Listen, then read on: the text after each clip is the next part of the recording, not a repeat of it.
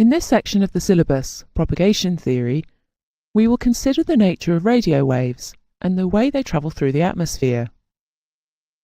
This is essential in order to understand why different radio frequencies are selected for particular applications, such as long-distance communications or high-definition ground radar. We also consider how radio waves are transmitted and received, and how information is added to basic radio waves.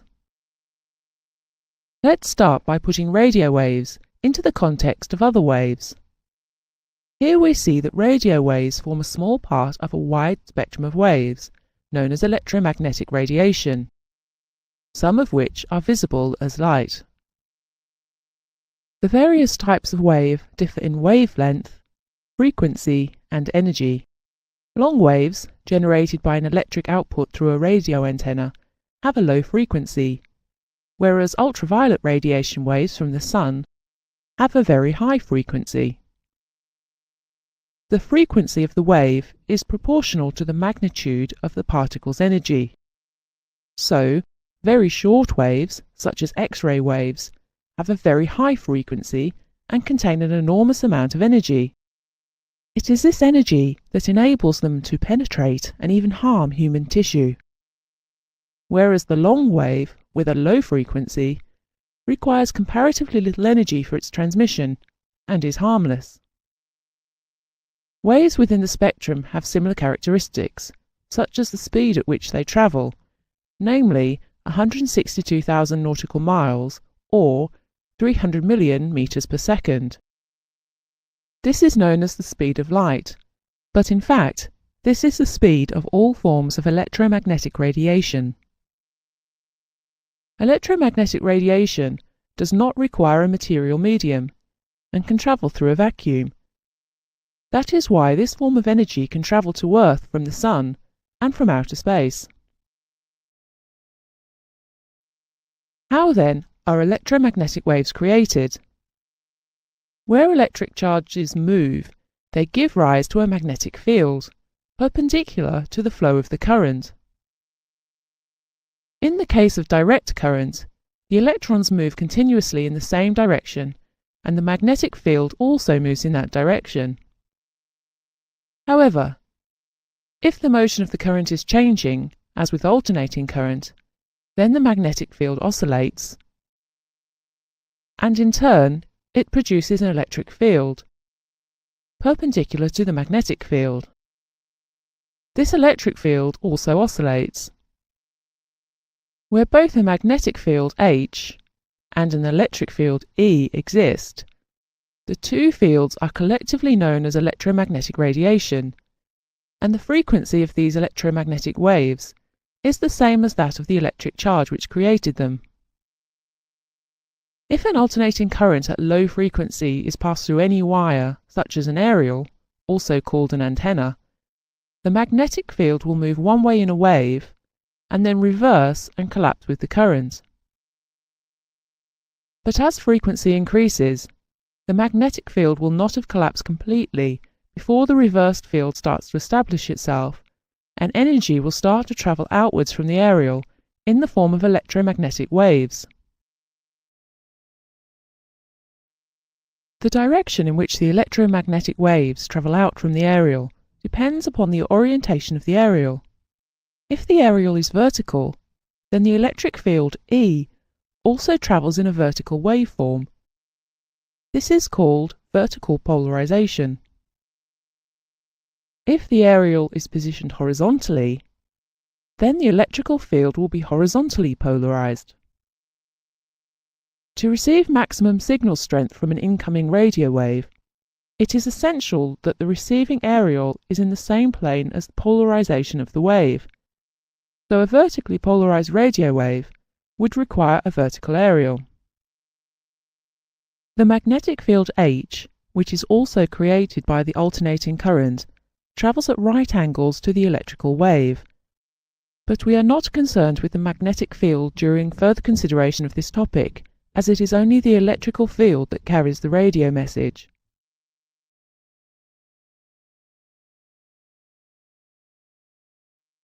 Circular polarization is produced by winding a wire in a helix shape around an insulator. This is called a helical antenna.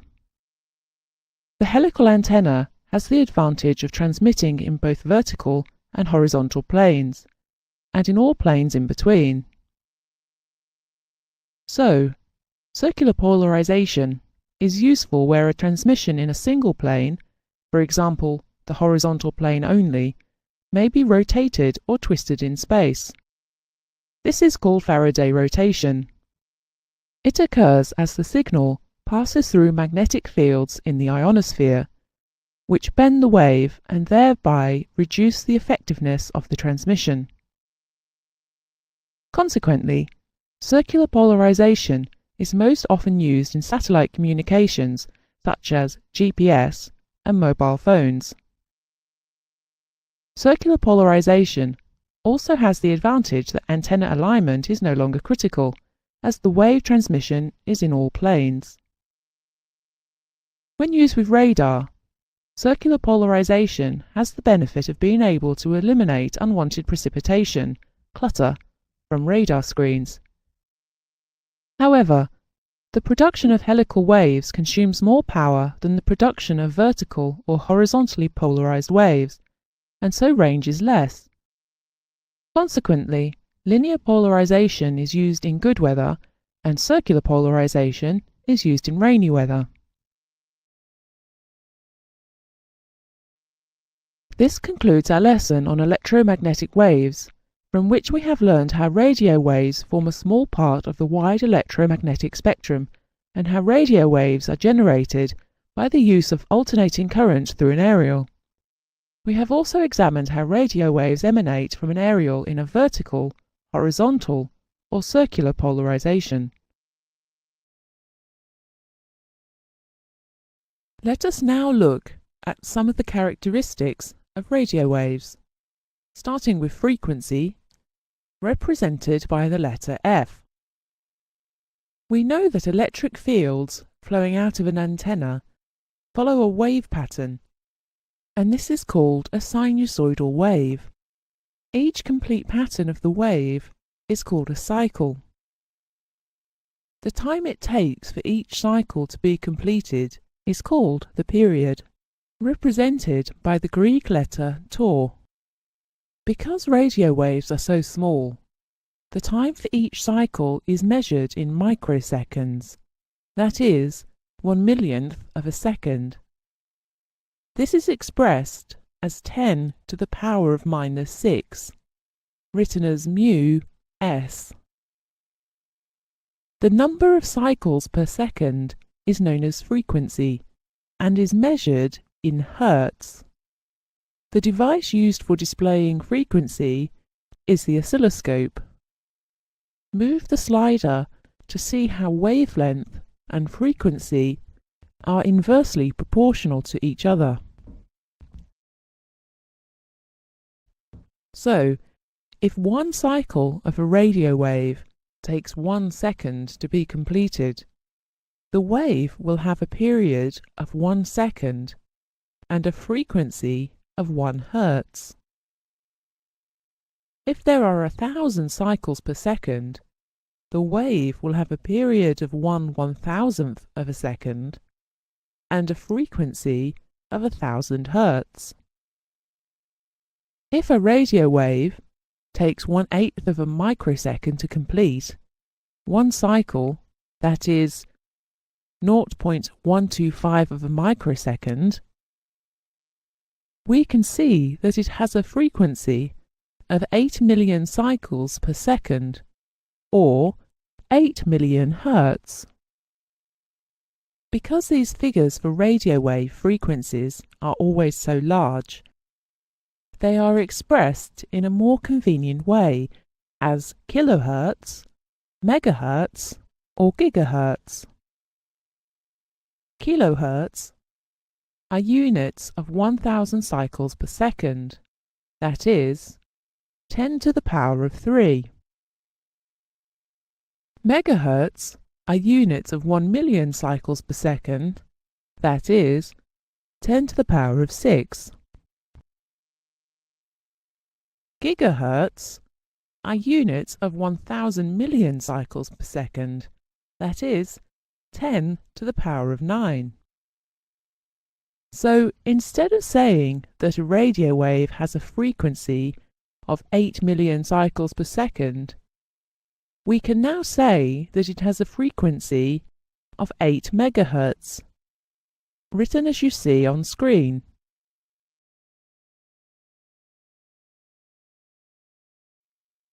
The wavelength, or length, of a radio wave cycle is the distance between the start and the end of the cycle, generally shown as the distance between the peaks of two successive identical waves. It is denoted by the symbol lambda. The number of times that a wave is repeated during a second has a direct correlation with its length. The longer the wave, the fewer there can be in a second, and the shorter the wave, the more there can be in a second. In other words, wavelength and frequency are inversely proportional to each other.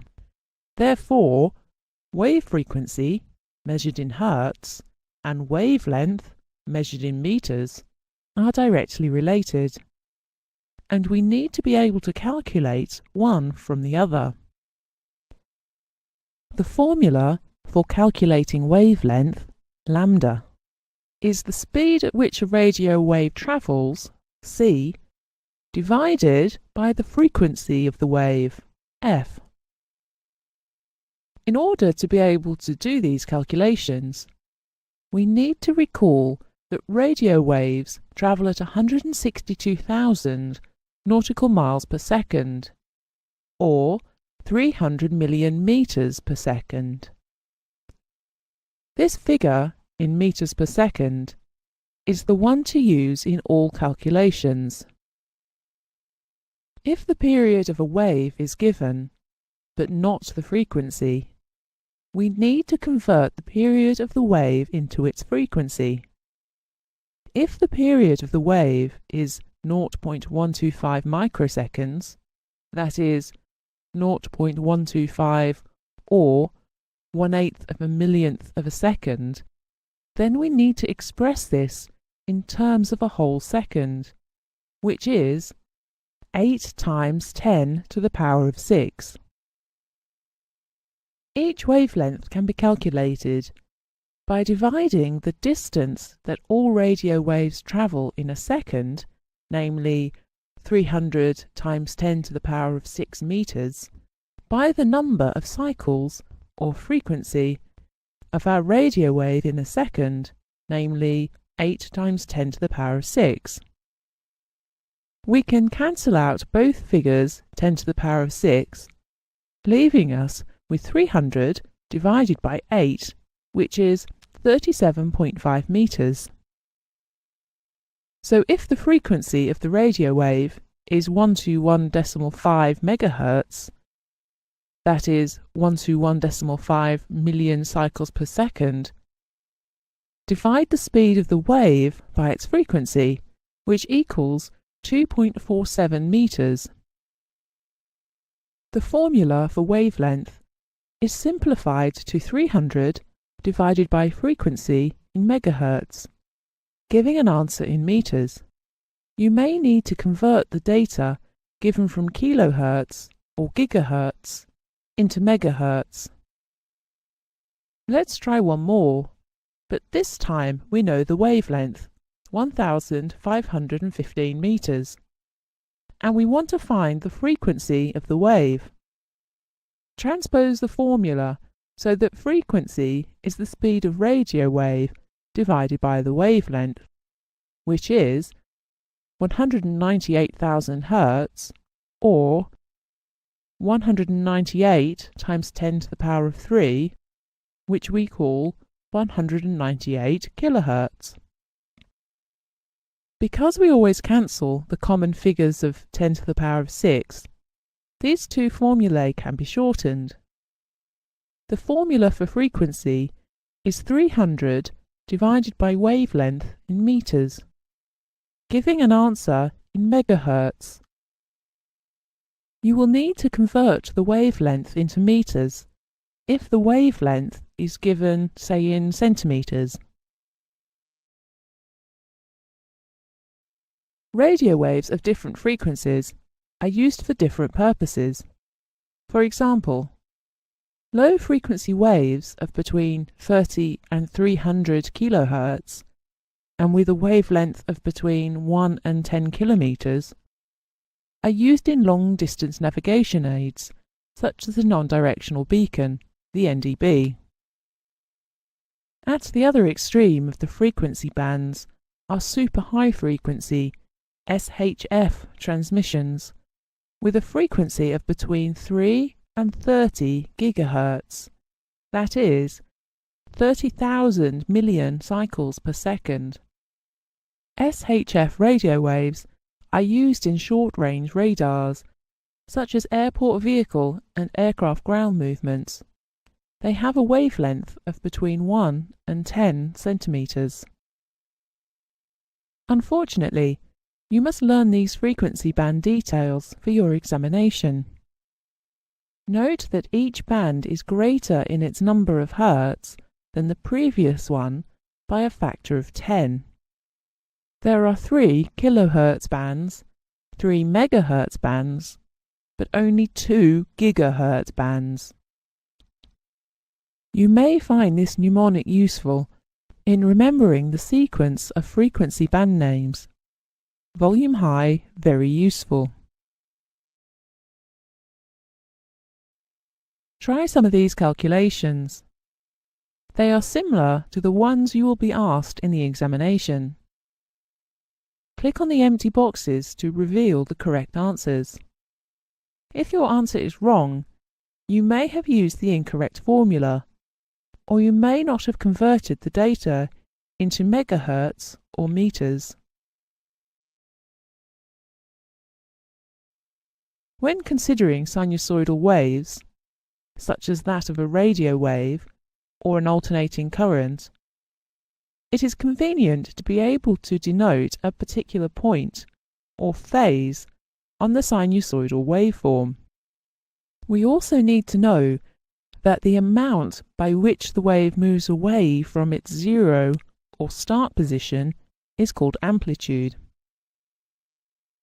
Sinusoidal waves are constructed by tracing the progress of a given point on the circumference of a circle.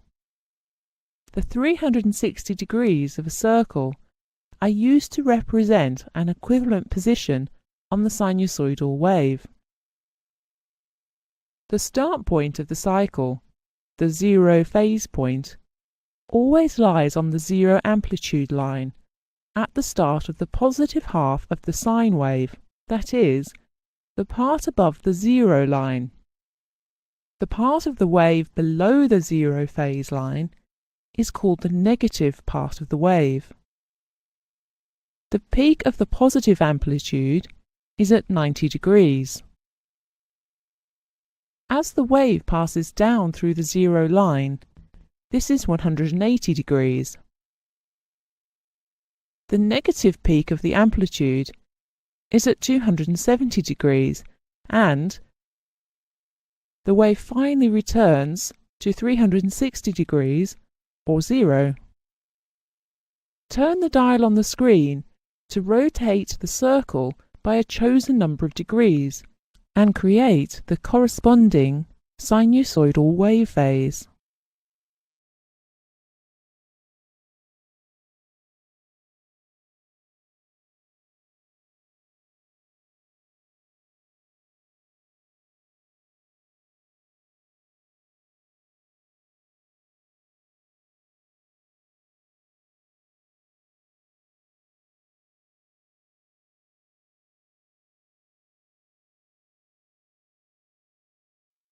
Some radio navigation systems, for example the VOR, use the comparison of phase between two signals to define navigational information. This is only possible when the two signals have the same frequency. Otherwise, phase comparison would be meaningless. One wave is designated the reference wave, and the other is designated the variable wave. Identify the zero phase position of each wave. This is the point on the zero phase line where the wave starts to move above it. Then see where the zero phase of the variable wave lies in the waveform of the reference wave. In this example, we see that the variable wave is at 90 degrees phase difference from the reference wave, or put another way, it is 90 degrees out of phase. In this example, the variable wave is at 135 degrees phase difference, and in this example, it is 315 degrees phase difference. This brings us to the end of our description of radio waves, in which we have considered wavelength, frequency, frequency bands and phase notation, and phase comparison.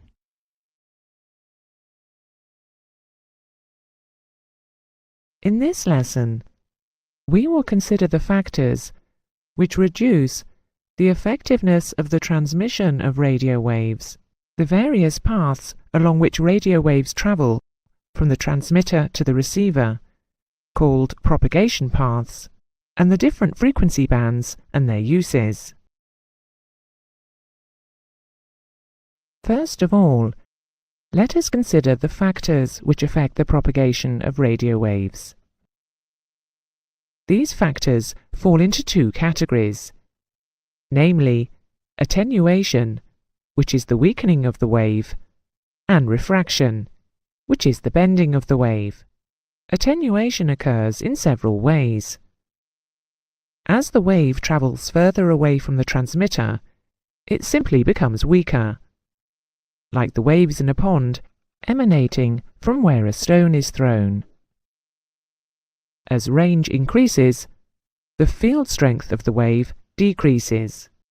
It can be shown that this attenuation is proportional to the inverse square of the range.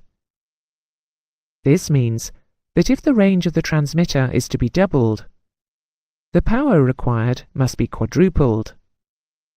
Surface attenuation occurs when a wave travels over the Earth's surface. Its strength will be attenuated by contact with the Earth's surface, because the wave induces a voltage in the Earth which takes energy away from the wave as it moves away from the transmitter. To reduce this attenuation, vertically polarized electric fields are used, which merely dip into and out of the Earth's surface, whereas a horizontally polarized field is in constant contact with the surface of the Earth, and the wave is completely attenuated within a short distance. The nature of the surface of the Earth over which the wave travels is also a factor in attenuation. Radio waves attenuate more over land than over the sea. Mountains, forests and deserts cause the greatest attenuation of radio waves. Surface attenuation increases as the frequency of the signal increases, and so frequencies above 2 MHz are of little use for long-distance transmissions.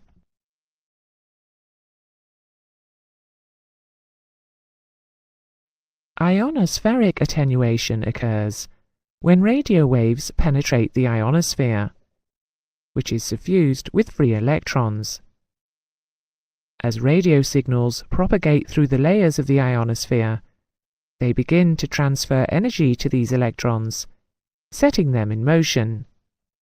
This results in the electrons vibrating, which can cause them to collide with other molecules, ions and electrons.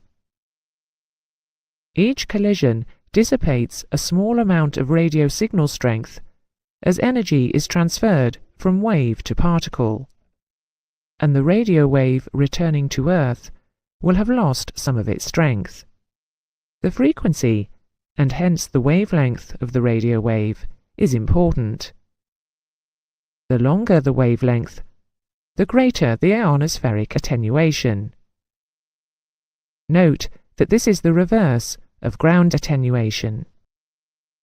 Another type of signal weakening is atmospheric attenuation, or scatter. Because the atmosphere contains solid particles, such as water, pollutants, and ice, these will reflect and scatter radio waves of a sufficiently high frequency, those above 5 GHz. You will recall that the wavelength of radio waves in the 2 GHz bands, 3 to 300 GHz, ranges from 10 centimeters down to a millimeter. Water droplets have similar sizes, and that is why they reflect and scatter radio waves. Reflection of signals off buildings and hills, etc., will weaken any signal. Consequently, aerials should be positioned as high as possible or well clear of buildings and other causes of refraction. Static interference in the atmosphere also attenuates radio signals.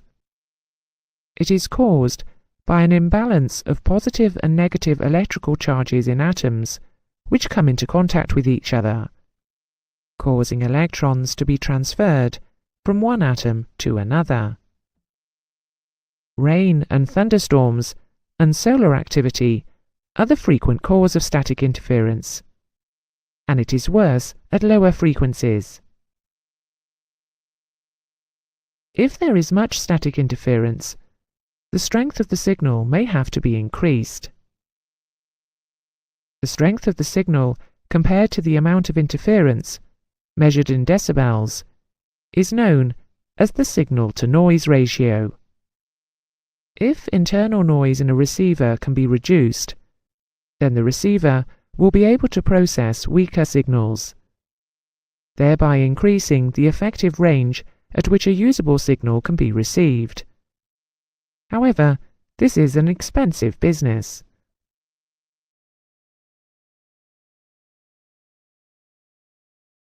The other category of factors in radio propagation is refraction, or bending of the waves. This can happen in several ways, and may be a hindrance, or it may be a help to radio wave propagation. If radio waves or light waves pass through one medium and then through another, they will bend or refract because of a change in velocity, such as light through a prism. This graphic shows a straw which has not yet been inserted into clear water. Now, when it is inserted into the water, it appears to bend. This is because the light waves travel in water at 75% of the speed that they do in air. The same occurs to radio waves in the ionosphere, as they pass into a more densely ionized, that is, negatively charged, layer. This ionospheric refraction is very useful, as it causes the radio wave to bend back towards Earth. Refraction decreases as the frequency of the radio signal increases. We will look at this in more detail shortly. Equally useful is atmospheric diffraction. In the low and medium frequency bands, radio waves tend to refract or bend to such an extent that they remain in contact with the Earth's surface, which increases range, possibly to thousands of kilometers. This bending also occurs in the VHF band during some meteorological conditions, which results in a radio wave hugging the Earth and increasing range. This effect is known as super-refraction. The necessary conditions are a decrease in relative humidity with height, temperature falling more slowly than standard, and a high pressure system. Typically, where warm air flows over cooler surfaces. Subrefraction occurs in conditions of increased relative humidity, lower than isotemperature and low pressure, typically where cold air flows over a hot surface. It results in reduced range. However, not all refraction is beneficial. Coastal refraction occurs because a radio wave travels faster over the sea than it does over land. As a result, any wave that crosses a coastline at other than 90 degrees will bend slightly towards the medium in which it travels slower, namely the landmass. Again, the degree of refraction decreases as the frequency of the radio signal increases.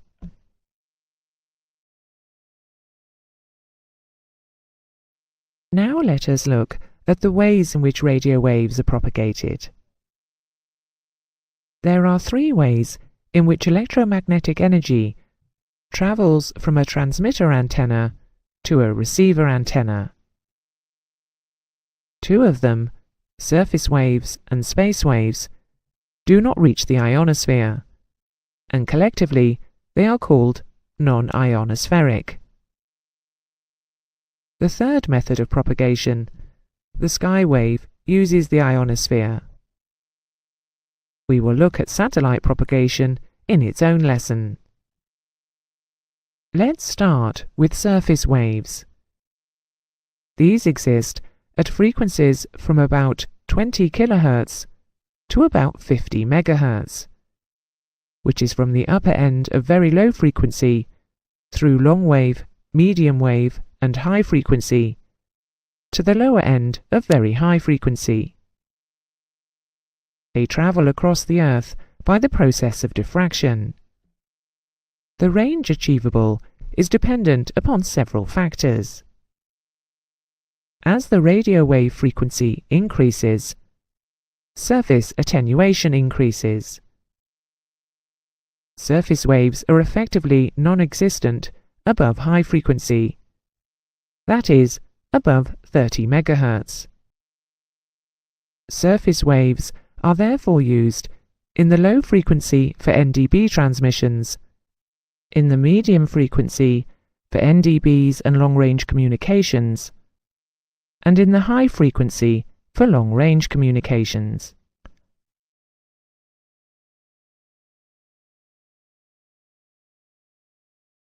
The second type of non-ionospheric propagation is the space wave, which is made up of two parts, a ground-reflected wave and a direct wave. At frequencies of VHF and above, radio waves start to behave more like visible light, and, in the same way that light has a visible horizon, radio waves also have a horizon. So, the only propagation at these frequencies is line of sight. There is some atmospheric refraction, which causes the radio waves to bend towards the Earth, and this does increase the range slightly beyond the geometric horizon. But, as radio frequency increases, refraction reduces. The range of a space wave can be calculated by this formula. Range in nautical miles is 1.23 times the sum of the square roots of the height in feet of the transmitter above the ground and the height of the receiver in feet. So, suppose the transmitter is at 1,600 feet above mean sea level, and the aircraft is at 22,500 feet. Their square roots are 40 and 150, respectively. Multiplying by 1.23 gives us the answer 233.7 nautical miles.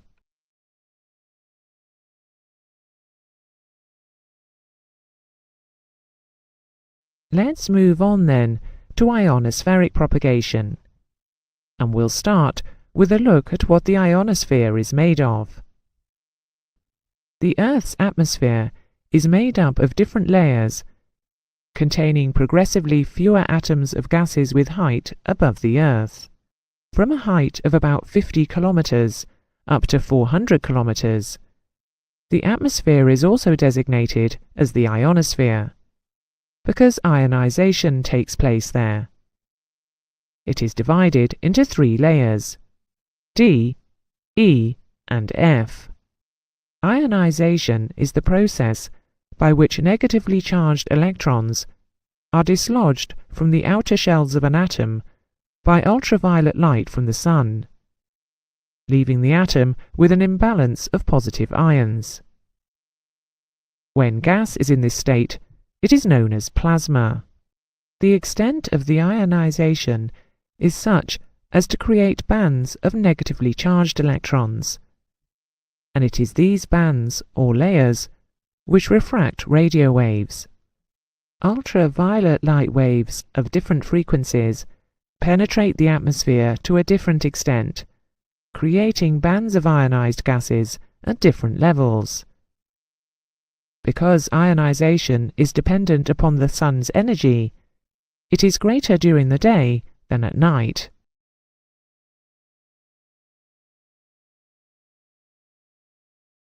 There are 3 distinct layers in the ionosphere, called D, E, and F. Layer F divides into 2 layers during the day, called F1 and F2, but they recombine at night. Layer D is found at an average height of 75 kilometers in the atmosphere. Ionization is low, because it is the lowest region of the atmosphere to be ionized. It has the limited ability to refract signals of low frequencies, but the waves of most frequencies are attenuated or pass through it. At night, the negative electrons and the positive ions recombine, and the D layer disappears until the next sunrise. The E layer, also known as the Kennelly Heaviside layer, after its discoverers, is found at an average height of 125 kilometers.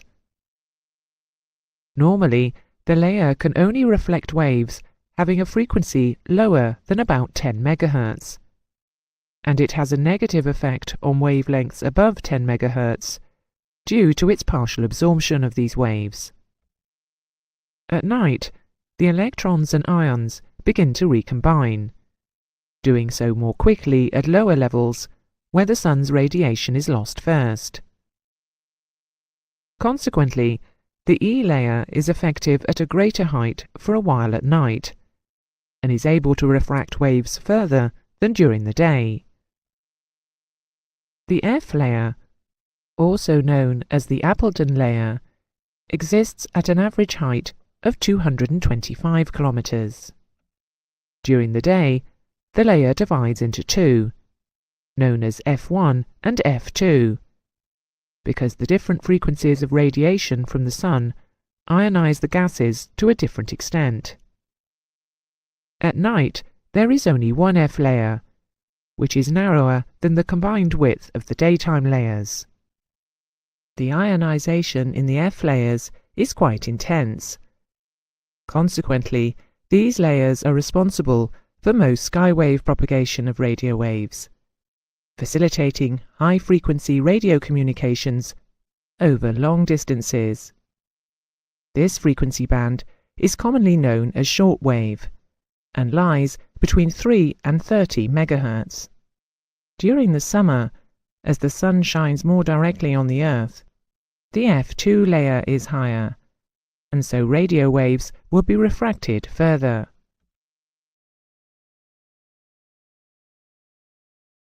When a radio wave is transmitted into an ionized layer and it returns, it is called a sky wave. The refraction or bending of the wave occurs because there is an abrupt change in the velocity of the upper part of the radio wave as it strikes this new medium of plasma. The ionosphere layers are less dense, with electrons at their outer edges. so it is at the center of these bands that the greatest refraction occurs. Radio waves do not always refract and return to Earth somewhere.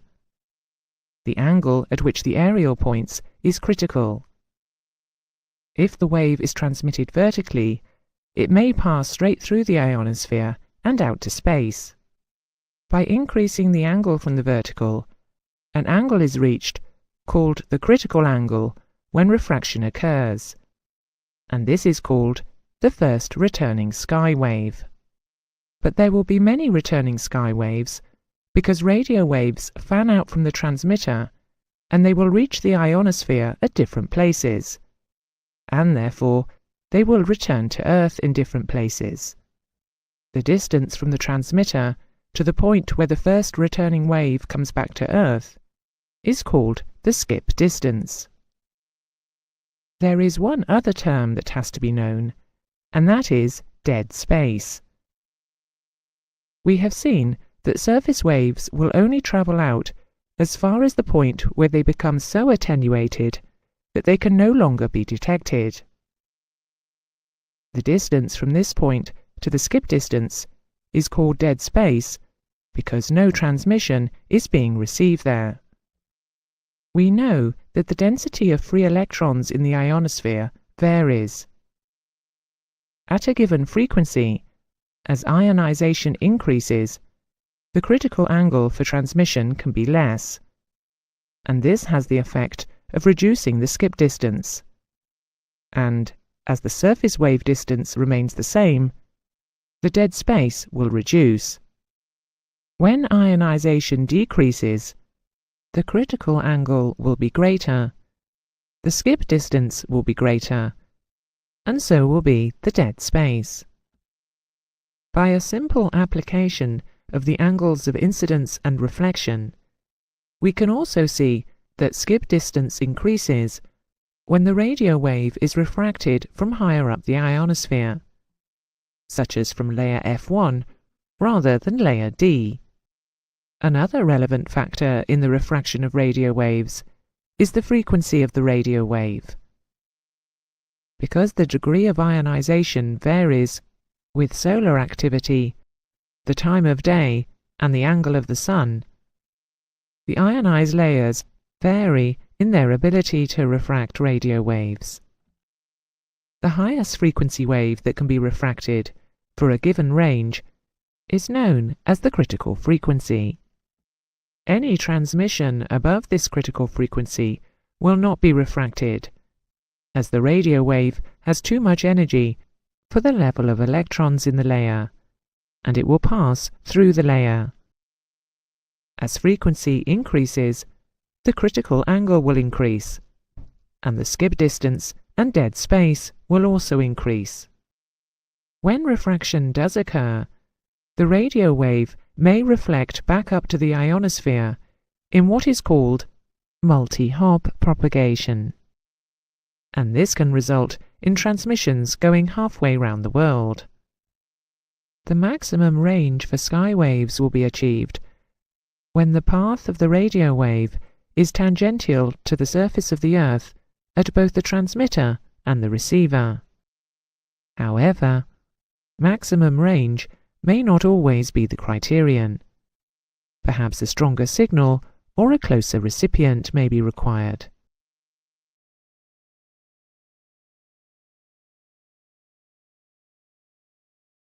As a consequence of all the factors affecting the ionosphere and the characteristics of different frequencies, the choice of radio frequency is important. Let's work up from the lowest frequency. Low and medium frequencies are absorbed by the D layer, so their propagation as sky waves during the day is poor, and surface waves are used instead. At night, the D layer disappears, and low and medium skywave propagation is possible by refraction from the E and F layers. This gives them a greater range than by using surface waves. But nighttime skywave propagation in low and medium wave can interfere with surface wave propagation in the same bands which are used by some navigation equipment, such as NDBs. The high-frequency band, from 3 to 30 MHz, which has a wavelength of between 10 and 100 meters, is the one used for skywave transmission. It is preferable to use the highest frequency possible, because attenuation is less, and this gives the best reception. This is called the maximum usable frequency, or MUF. Finding this frequency is a matter of trial and error, although ionospheric conditions can now be monitored and the MUF can be predicted. It is usually highest at noon, when ionization levels are at their highest. However, because of the inevitable ionospheric fluctuations, a compromise frequency is used, which is called the optimum working frequency. This avoids the possibility of the frequency occasionally being too high and the skip distance being too great. This optimum working frequency is 0.85 times the MUF. Ionization levels are lower at night, and generally the frequency used is half that used during the day. Otherwise, the radio wave would have too much energy and would travel straight through the ionosphere. High-frequency transmissions suffer badly from static interference and are unpleasant to listen to for a long time.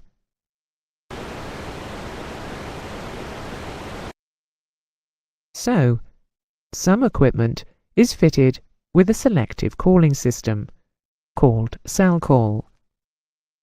This is a 4-letter code system which enables air traffic control to alert a pilot that ATC wish to speak to him.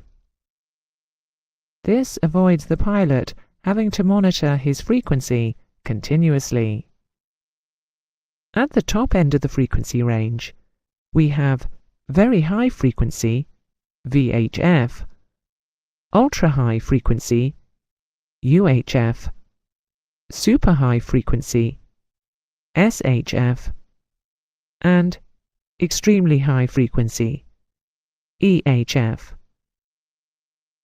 Their energy levels are too high to achieve refraction, which limits their range to line of sight.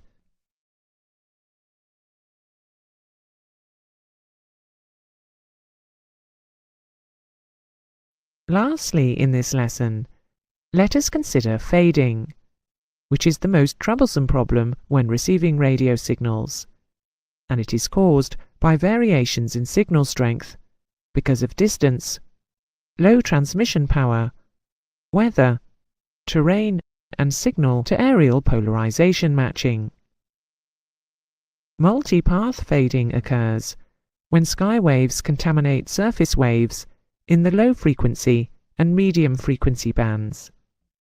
Multipath fading can be overcome by positioning 2 or more receiving antennae in different places, so that at least one will receive a good signal. This is called space diversity. It can also be overcome by using 2 transmitters and 2 receivers, each pair tuned to different frequencies. This is called frequency diversity, and one of the receivers will usually receive a good signal.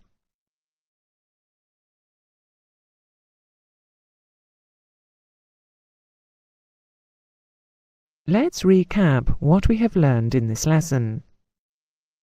Radio waves are transmitted either as ground waves, which can be surface waves, or space waves, or sky waves. The ionosphere is composed of 3 layers, D, E, and F, which is divided into 2, F1 and F2. These layers refract radio waves back to Earth. At night, layer D disappears, layer E almost disappears, and layers F1 and F2 combine. Different radio bands have different transmission characteristics. Long and medium waves are ground waves, but they can transmit further at night as sky waves. High-frequency waves are sky waves, and they are refracted by the ionosphere. And VHF and higher frequency waves are transmitted by line of sight.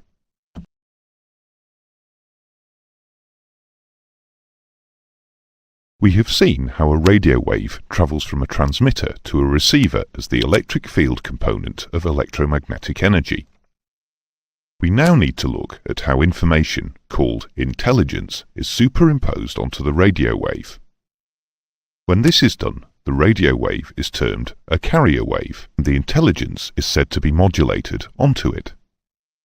If the carrier wave were unmodulated, it would simply be a radio wave at a constant amplitude and frequency.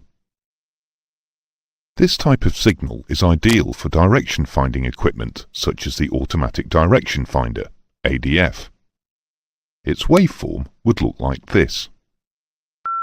If the carrier wave were transmitted at a frequency in the audible range, one would hear a continuous tone, like this. Radio signals are designated according to their characteristics. The unmodulated carrier wave is designated N0N.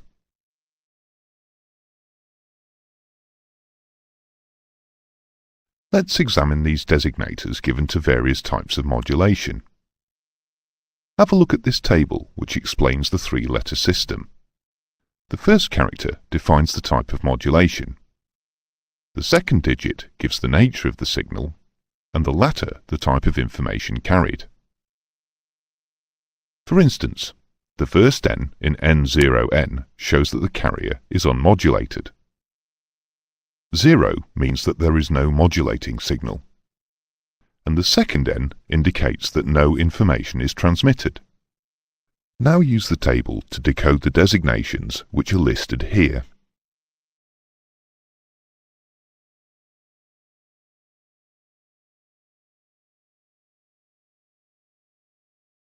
The simplest form of modulation is to switch the electric current on and off.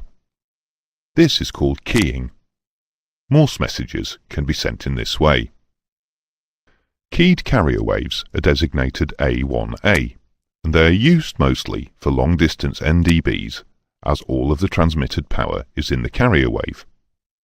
More sophisticated intelligence can be superimposed upon a carrier wave by modulating either the amplitude of the carrier wave, AM, or modulating its frequency, FM.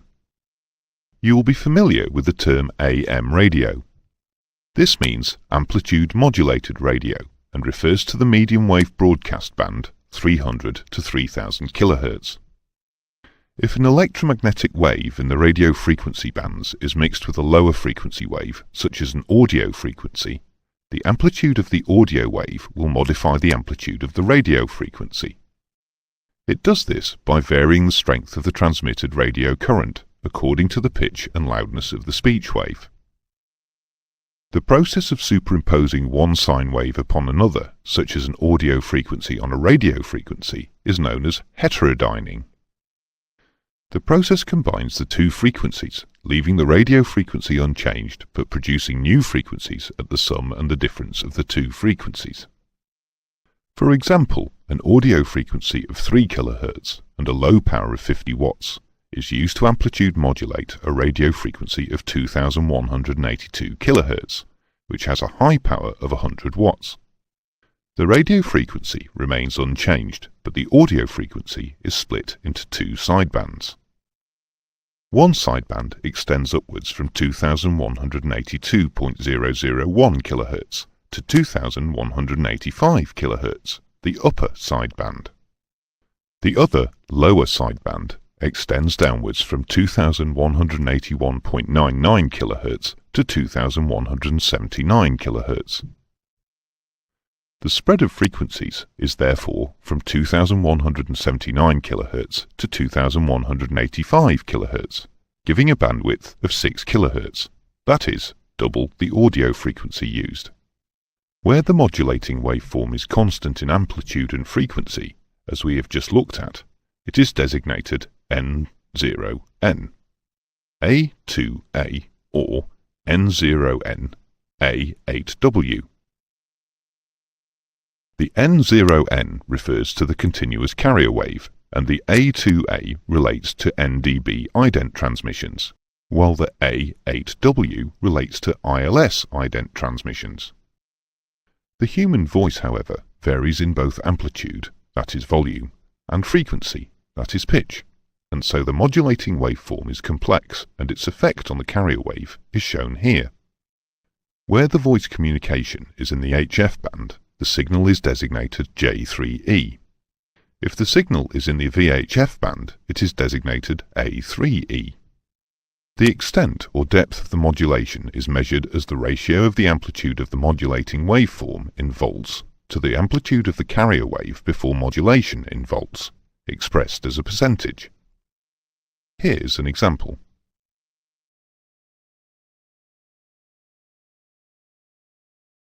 If we look again at the way the power of the audio wave and the power of the radio wave are distributed when they are mixed, we can see that the 50 watts of audio power is divided equally between the upper and the lower sideband. The power of the radio wave remains at 100 watts. The intelligence relayed on the modulating wave is the same in the upper sideband as it is in the lower sideband. Therefore, there is unwanted duplication. It would be more energy efficient if one of these two sidebands could be deleted so that the energy were completely saved or applied to obtaining a greater range. It is usually the lower sideband that is suppressed. Similarly, the radio wave, having served its purpose to get the audio information into radio frequencies, is now redundant and should be either reduced or suppressed completely. In addition to the power saving, it is desirable to reduce the overall width of the transmission because skywaves are liable to distortion in the ionosphere. The narrower the width, the less the distortion and the better the signal-to-noise ratio. Because of the demand for radio frequencies in the MF and HF bands, there is an international limit upon bandwidth of 9 kHz in AM sound broadcasting. So, using narrowband transmissions increases the number of channels available.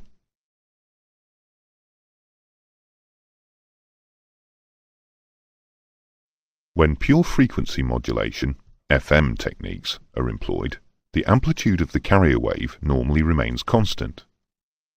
This sine wave represents the information which is to be carried, in other words, the information to be modulated. This is achieved by making the frequency of the carrier wave vary in sympathy with the modulating waveform.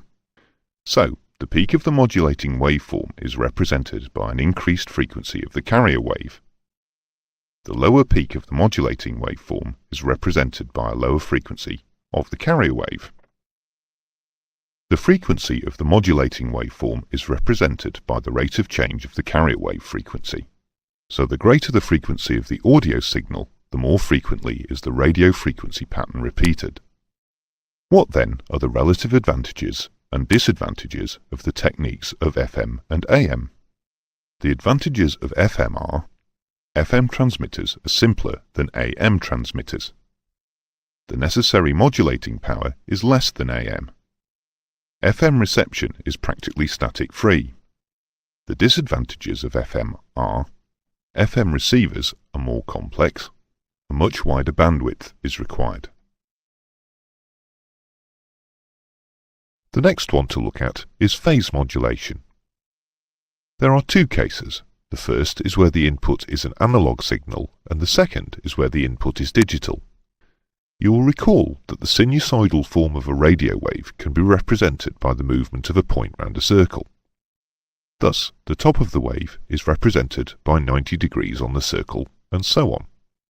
With analog phase modulation, the phase of the signal is modulated, that is, the rate or speed at which the point moves around the circle is changed. In our example, the modulated signal has now reached 180 degrees on the circle, whereas the unmodulated signal would still be at 90 degrees. To achieve this, it is necessary to change the frequency of the signal for a short time. For the modulated signal to reach the 180 degrees phase in the same time as the unmodulated wave reaches 90 degrees, it must go quicker, that is, its frequency increases. Digital phase modulation, also known as phase shift keying, uses binary numbers as the modulating signal, namely 00, 01, 10, 11. These represent a phase shift in the carrier signal. For example, 00 may represent no shift, 01 a 90 degrees shift, 10 may represent a 180 degrees shift, and 11 may represent a 270 degree shift. Among the advantages of phase modulation are superior noise and interference rejection and enhanced immunity to signal fading. It is used in microwave landing systems and GPS.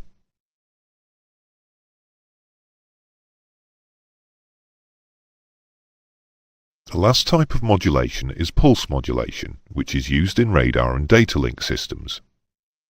It is similar in principle to the keyed carrier wave, but it differs in that the pulses are of a very short duration, typically 1 microsecond, whilst the period between pulses is relatively very long, typically 1 millisecond.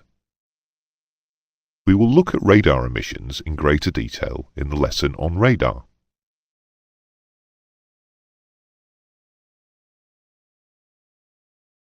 Let's summarize this lesson. We said that information or intelligence has to be superimposed on a carrier wave. This process is called modulation. Firstly, we looked at the emission designators table so that when we mentioned the designator in discussing the type of modulation, it would mean something to us. We then looked at each type of modulation in turn. The first was simple keying. This is simply interrupting the carrier wave. This is used for Morse code. Next, we looked at amplitude modulation.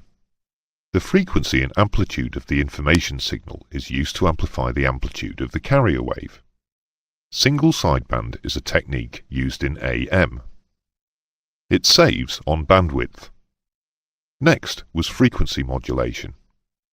It greatly reduces interference from static, but it uses a wide bandwidth. Phase modulation can be either analog or digital. Phase modulation offers superior noise and interference rejection and enhanced immunity to signal fading. It is used in microwave landing systems and GPS. And finally, we look briefly at pulse modulation. This is used in radar and data link systems. That concludes this lesson on modulation. We will look at aerials or antennae next.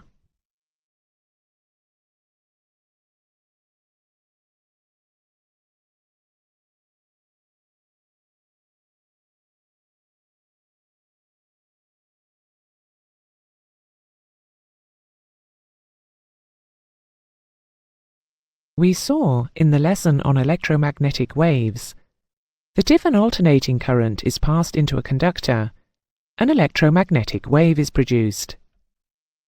We also saw in the lesson on wave modulation that if a second, less powerful current is also passed into that same conductor, then intelligence can be passed with the electromagnetic wave. This is the fundamental basis of radio communication. An important part of this process is the antenna, or aerial, which is the conductor. One antenna is needed for transmitting the message, and one is needed for receiving the message. Before reaching the transmitting antenna, the message, perhaps a voice, is converted into an electrical message. This modulating signal is mixed with the carrier wave and then transmitted by the antenna. After reaching the receiving aerial, the signal has to be amplified, because only a fraction of the original current will be received, the remainder being lost in the ether. The amplified signal is then demodulated, in our example to speech, which is conveyed through a speaker. The size, the shape, and the material of the antenna are all important. The metal used must be a good conductor, such as copper or aluminium, and must not impede the flow of the electric current too much. Similarly, any cable used has to have similar impedance to the antenna, otherwise a resistance will be created where they meet and current will be lost. The size is particularly important. Ideally, it should be half the size of the wavelength of the radio wave. However, a quarter of the wavelength is nearly as good and has the advantage of being smaller. As a result, medium wave, long wave, and very long wave transmitters have huge aerial complexes, whereas VHF and other short wavelength antenna can be very small, such as in your mobile phone. Transmission in VHF with a wavelength of between 1 and 10 meters is therefore desirable, not least because of transmitter aerial size, which would range from half a meter to 5 meters. Here is a typical VHF aviation transmitter aerial, called a half-wave dipole or Hertz antenna. The formula for calculating the length in feet of a quarter dipole antenna is 95% of a quarter of the wavelength. So, if the frequency is 125 MHz, which is a typical VHF communications frequency, what is the ideal aerial length? Don't click to continue until you've got an answer. You should have been able to work out from the previous lessons that 125 MHz gives a wavelength of 2.4 meters. So, 95% of a quarter of 2.4 gives us an ideal aerial length of 0.57 of a meter, or 57 centimeters. Let's look at a half-wave dipole. It is divided into two equal lengths, with each half connected at the center to a feeder cable, which carries the alternating current. You will be familiar in your home with a ribbon antenna attached to your tuner. This is a half-wave dipole. The emission from a half-wave dipole antenna is greatest at right angles to the center of the antenna and at zero at the ends of the antenna. The pattern or polar diagram of the emission is called toroidal. It looks like a fat donut with the antenna in the center. Some half-wave dipoles, known as folded dipoles, have a second conductor joined to the ends. These are used to achieve a broader band of frequency emission, such as the aviation band from 118 to 136 MHz, rather than targeting a specific wavelength.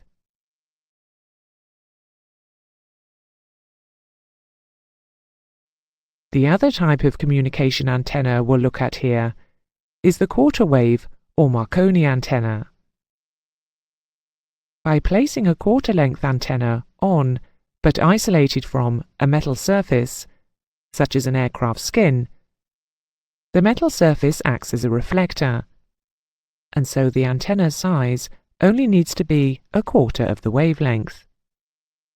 Because electromagnetic waves travel at different speeds through different media, for example, through metal, they travel at 95% of their theoretical maximum speed, the antenna length, when fixed on metal, must also be reduced to 95% of its maximum theoretical length.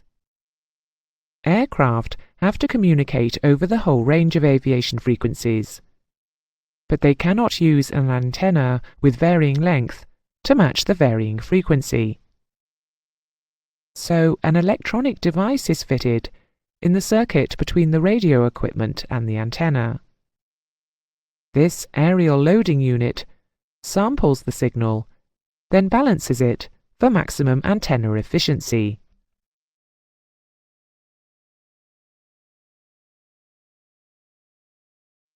Radio waves would normally travel in all directions from an antenna, but this would be wasteful for many systems, such as radar and instrument landing systems, which need to be direction-specific. The simplest way to achieve directivity is to add elements, called parasitic elements, to the antenna. If we place a metal plate 5% longer than the antenna at a distance of 1/4 of a wavelength from the antenna and in the same plane, it will act as a reflector. This reflector re-radiates the energy 180 degrees out of phase, with little signal behind the reflector and increased signal in front of the antenna. The signal shape is shown here. This process can be taken further by the addition of other elements in front of the antenna, also spaced at 1/4 wavelength. These elements are known as directors and are smaller than the antenna. They focus the signal out of or into the antenna, giving a stronger signal than that which would be generated by a simple dipole. These antennae are called Yagi antennae, and they are commonly used for televisions. However, directing a signal in this way produces side lobes, which transmit and receive unwanted signals, such as reflections from buildings. An application of the directed signal is the ILS. A narrow signal is produced from the localizer signal from an array of 16 or 24 antennae placed in line, with half-wavelength spacing, each antenna enhancing the signal of the other. However, side lobes are produced. Given that ILS systems transmit between 108.1 and 111.95 MHz, if we take a signal at 108.1 MHz, we can calculate the wavelength as 300 divided by 108.1, which gives 2.78 meters. So, the antennae should be spaced at 1.39 meters. The system produces two overlapping signals, which are modulated, one at 90 and the other at 150 Hz. The strength of the signal from each lobe becomes more noticeable as the aircraft wanders to the side of the center approach line. We will look at this topic in greater detail in the ILS chapter. Finally, in the context of directivity, let us consider the loop antenna. If a loop is aligned with a signal which is exactly at right angles, then the signal will strike both sides of the loop at the same time, and there will be no measurable electrical difference. If the signal is not at right angles, then the signal will strike one side of the antenna before the other. That is, the signal will strike the antenna at different phases, and the electrical difference can be measured, showing that the signal has come from the left or the right. Radar beams are directional, and they are narrow. Many ground radars produce an all-round picture, but this is because the beam is rotated. Radar beams operate at ultra-high frequencies, 300 to 3000 MHz, or super-high frequencies, 3 to 30 GHz. Because of the power required for these systems, waveguides are used rather than cables to carry the energy to and from the antenna. These are tubes or boxes, half wavelength in width, along which the energy zigzags. The waveguides may contain air which may be pressurized, or they may contain a vacuum. The most common type of radar antenna is the parabolic dish or parabolic cylinder. The shape of the dish is carefully constructed so that any point on it is equidistant from a point away from the dish, called the focal point. If the current is emitted at this focal point, all the waves to the parabola are reflected as parallel waves. Also, the path lengths fxa, fyb, etc. are all equal. Thus, the reflected wave is made up of parallel waves, which are all in phase, thereby producing a narrow beam of radio waves. Because the focal point is minute, the energy from the waveguide will cover a slightly larger area, and there will be some spillage of energy which causes side lobes to be transmitted. These may cause radar returns from outside the target area of the main beam. A much smaller type of radar antenna is the flat plate or slotted planar array. We have seen with the ILS localizer antenna that if a series of antennae are spaced at half a wavelength and are fed in phase, the energy from the antennae is enhanced. This is the principle of the slotted array antenna, and the energy is emitted from the multiple slots in the plate. This type has the advantage that the side lobes are smaller, thereby wasting less power. The RF energy is therefore concentrated into a narrower beam. It therefore needs less electrical power. This makes it a popular choice for airborne weather radars. Let's summarize this lesson. The size, the shape, and the material of the antenna are all important. Antennae should be 95% of half or a quarter the length of the wavelength being transmitted or received. Half-wave dipoles are divided into two equal lengths, with each half connected at the center to a feeder cable, which carries the alternating current. Some half-wave dipoles, known as folded dipoles, have a second conductor joined to the ends. By placing a Marconi-type antenna on, but isolated from, a metal surface, such as an aircraft skin, the metal surface acts as a reflector, and so the antenna size only needs to be a quarter of the wavelength. An aerial loading unit balances the dipole for maximum antenna efficiency. Directionality is achieved in the dipole by adding reflectors and directors. But it can also be achieved by receiving signals in two vertical elements, which will only be in phase when the loop is at right angles to the signal direction. The most common type of radar antenna is the parabolic dish or parabolic cylinder. These suffer from side lobes. A much smaller type of radar antenna is the flat plate or slotted planar array. The side lobes are smaller and need less electrical power. This makes it a popular choice for airborne weather radars. This concludes the lesson on antennae. The next one looks at the Doppler principle.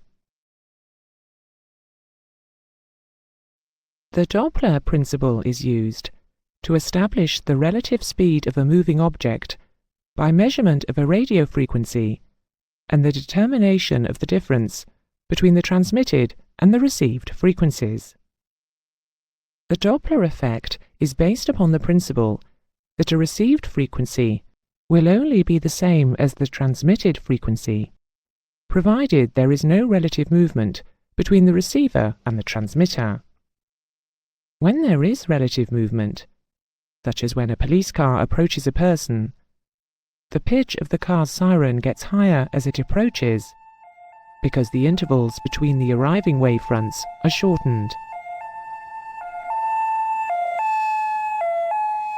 After the car goes past the individual, the car's siren gets lower in pitch, because the wavefronts reach the individual in longer intervals.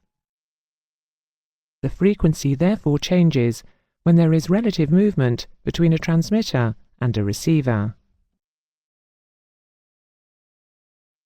Suppose you are at a sushi bar watching the dishes go by.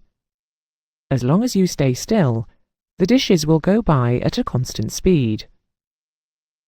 If the dishes, which represent radio waves, travel at 100 meters a minute, and they are spaced 10 meters apart, then 10 dishes will go past in a minute, one every 6 seconds. In terms of radio waves, if the transmitter and receiver do not change velocity, the wave frequency will be the same. If you now walk at 20 meters a minute towards the direction of the oncoming dishes, then your joint speed will be 100 plus 20 meters a minute. This means that 12 dishes will now pass you in 1 minute, one every 5 seconds. If there is a convergence, the frequency increases. If you now walk at 20 meters a minute in the same direction as the dishes, then your joint speed is 100 minus 20 meters a second. This means that only 8 dishes will pass you in a minute, one every 7.5 seconds. If there is a divergence, the frequency decreases. Thus, it can be seen that the difference between transmitted and received frequencies is directly proportional to the relative velocity between the receiver and the transmitter. The faster the speed, as objects converge, the higher the frequency, or pitch in the case of sound waves. Similarly, the faster the speed, as objects diverge, the lower the frequency or pitch. The difference between the received frequency and the transmitted frequency is known as Doppler shift, or beat frequency. Let us now put some numbers to this Doppler shift principle.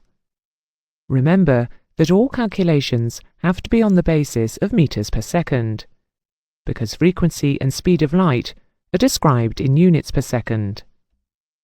The formula for calculating Doppler shift, sometimes called Doppler frequency, FD, is transmitter frequency in meters per second, F, times receiver speed in meters per second, V, divided by the speed of light in meters per second, C. For example, if an aircraft is flying at a speed of 486 knots directly towards a beacon transmitting on a frequency of 15 GHz, what will be the change in frequency? The Doppler shift. Convert everything into units per second. There are 1,850 meters in a nautical mile. So in 486 nautical miles, there are 899,100 meters. This is a figure for 1 hour, so in 1 second, divide by 3,600, which gives us 250 meters per second. The frequency of the transmitter, F, is given as 15 GHz, written as 15 times 10 to the power of 9. The speed of light, c, is written as 3 times 10 to the 8th. If we put this all together, there is a Doppler shift of 12.5 kHz.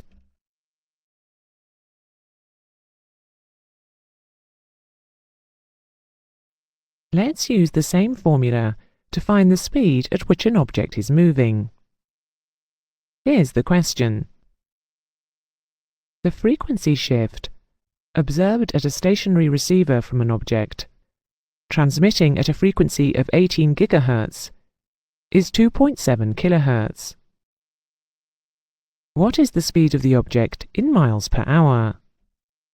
So, as we are looking for v, the formula is transposed to read v equals fd times c over f. We are given fd as 2.7 kHz, which is written as 2.7 times 10 cube meters per second. C is 3 times 10 to the 8th. The transmitter frequency is given as 18 GHz, written as 18 times 10 to the power of 9. Put this all together, and the answer is 45 meters per second. We need to state this as miles per hour.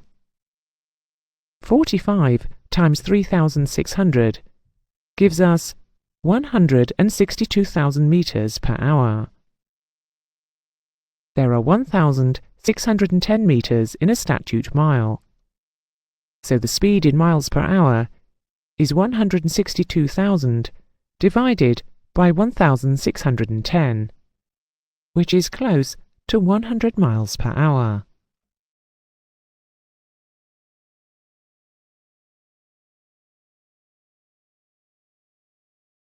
The Doppler principle is used in VHF direction finding, radar, and VOR equipment, all of which we will look at in their own lessons.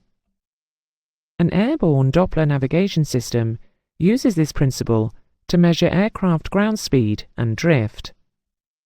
However, this is old-fashioned technology now, and airborne Doppler has been superseded by inertial-based systems for navigation.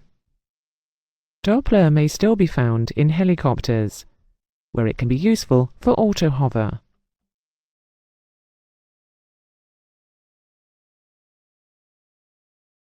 Let's summarize this lesson.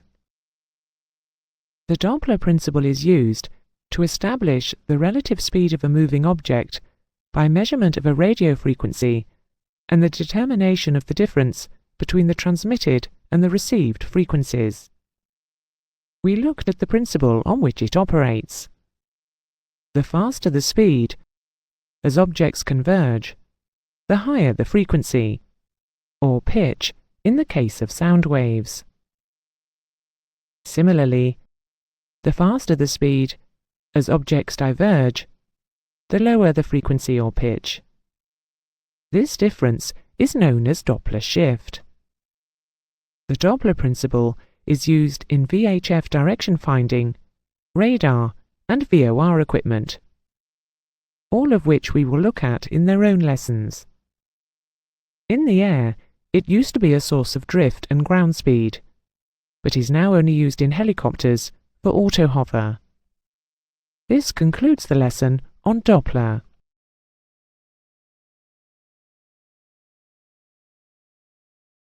We saw in the lesson on antennae that a loop antenna is used to detect the direction from which a signal is transmitting. It does this by comparing the strength of signal on the two sides of the antenna. Where there is no difference in strength, the signal is either 90 degrees in front or 90 degrees behind the antenna. This direction finding system, called VHF Direction Finder, or VDF, is available in many airfields, and a pilot can ask a ground station to give him a bearing to fly to the station. The ground station uses this loop antenna theory to locate the aircraft by taking a bearing on its VHF transmissions. UHF transmissions are also used, but only by the military. The equipment used is now far more sophisticated than the old loop antenna, and the antenna used is called an adcock antenna. This has 4 or more vertical elements, vertically polarized. Here we have an array of elements, which are arranged in a circle. The bearing obtained, using the Doppler principle, is displayed either on a cathode ray tube or as a digital readout. Accuracy can be as good as plus or minus half a degree.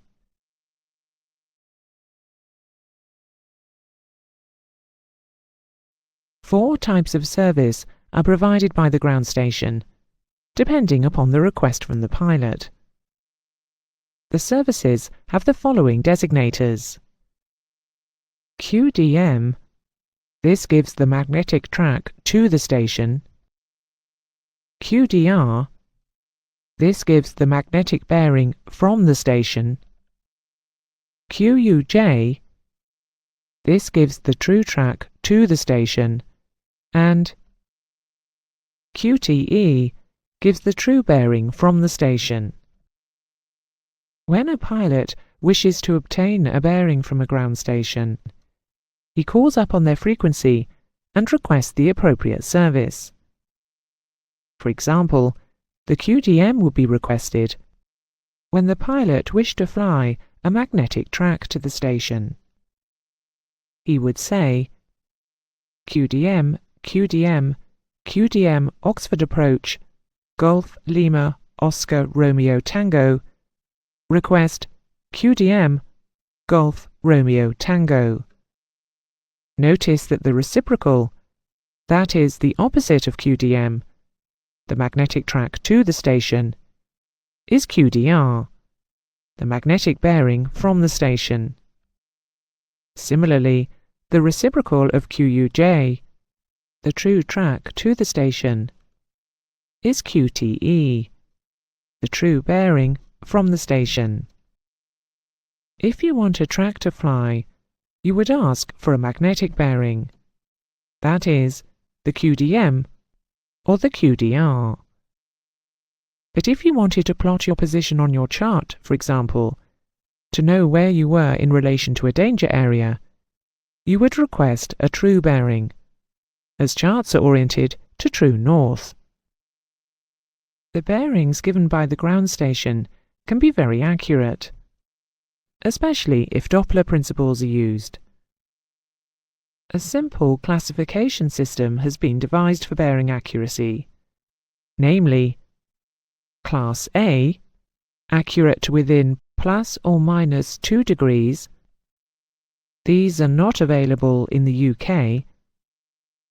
Class B, accurate to within plus or minus 5 degrees. Class C, accurate to within plus or minus 10 degrees.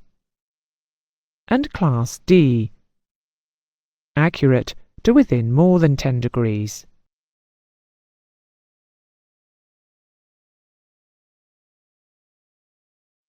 A further use of the VDF system is to provide a letdown service where there are no other aids, such as an NDB or ILS.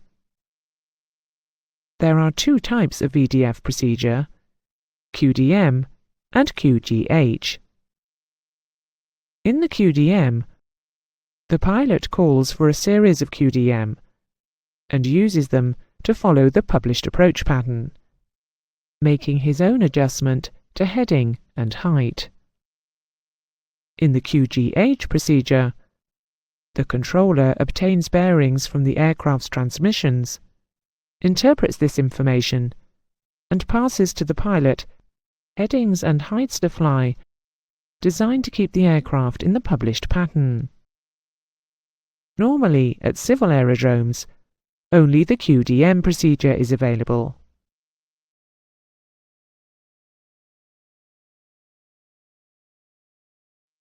A refinement of the VDH service is the VHF emergency service on 121.5 MHz. A network of stations across many countries is able to provide a location service by triangulation for aircraft in distress, in urgent need of assistance, or which are lost. With the widespread use of GPS, most pilots know where they are, but GPS can fail, run out of batteries, be mishandled or misinterpreted, and pilots can become too reliant upon it.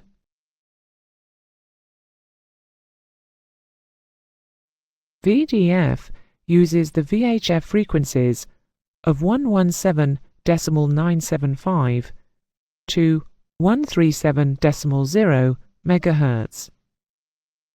Remember these because it is a popular exam question. Several factors affect the range of VDF transmissions. As VDF utilizes the VHF band, or sometimes the UHF band, the range in nautical miles will obey the line of sight formula of 1.23 times the sum of the square root of the height of the receiver in feet and the square root of the transmitter in feet. So the higher the aircraft, the better. Intervening high ground will limit range, especially for low-flying aircraft in hilly terrain. High ground and buildings at the station may also reflect and distort signals. The power of the aircraft and ground transmitters will also affect range. The weather, on the other hand, can sometimes increase range. If there is a marked inversion and a rapid decrease in humidity with height, signals may be ducted below the inversion, resulting in an increased range. Several factors will affect the accuracy of the bearing. Synchronous transmissions by two or more aircraft will result in a bearing accuracy somewhere between the values for each aircraft. As VHF waves are vertically polarized, the aircraft should fly straight and level to produce the best signal. Accuracy will also be poor at low level or near a position overhead the adcock antenna.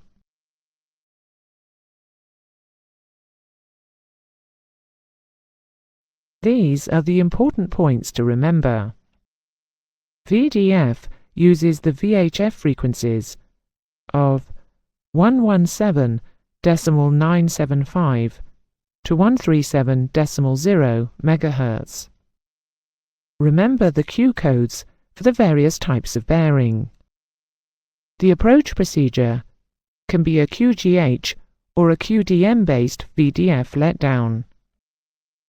Remember the accuracy figures and that an auto-triangulation service is available in the UK on 121.5 MHz.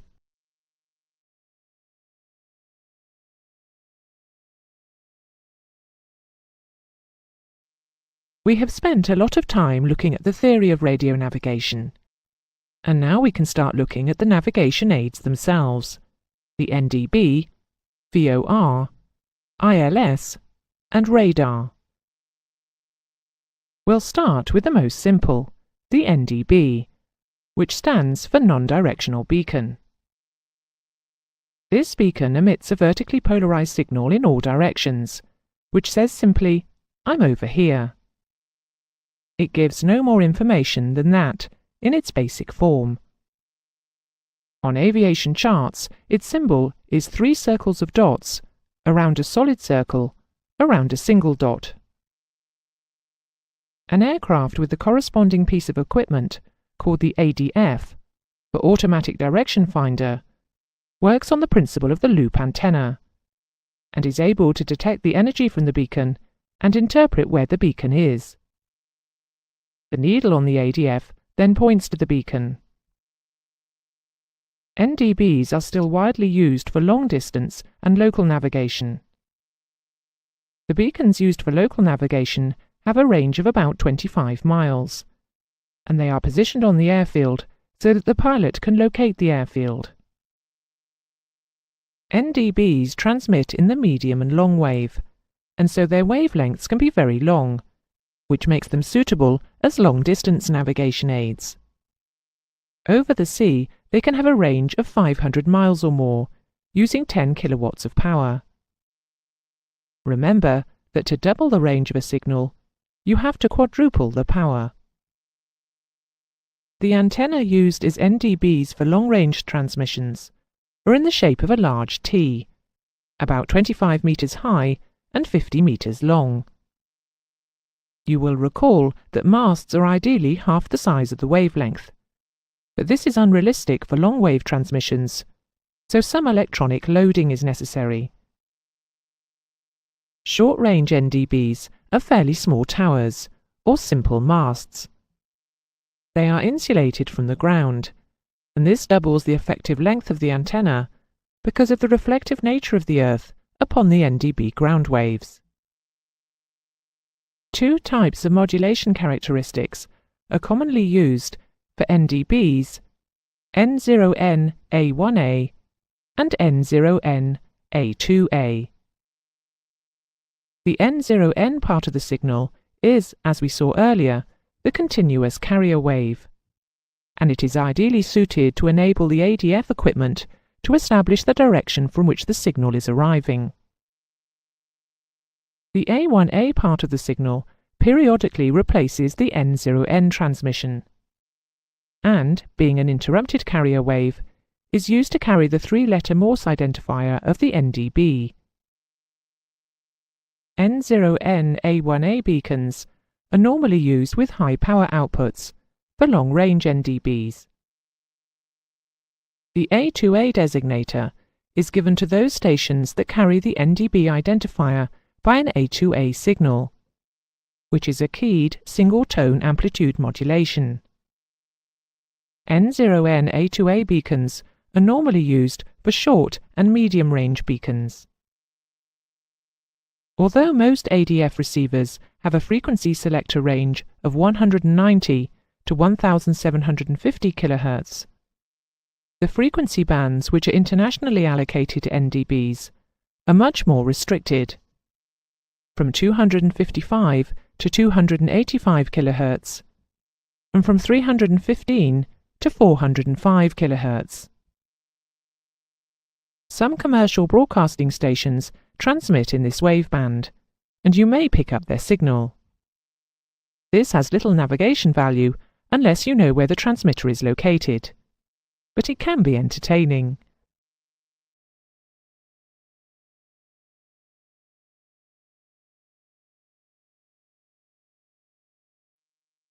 The counterpart of the beacon is the airborne equipment, the ADF, and it works on the principle of the loop antenna, which we saw earlier. But let's recap.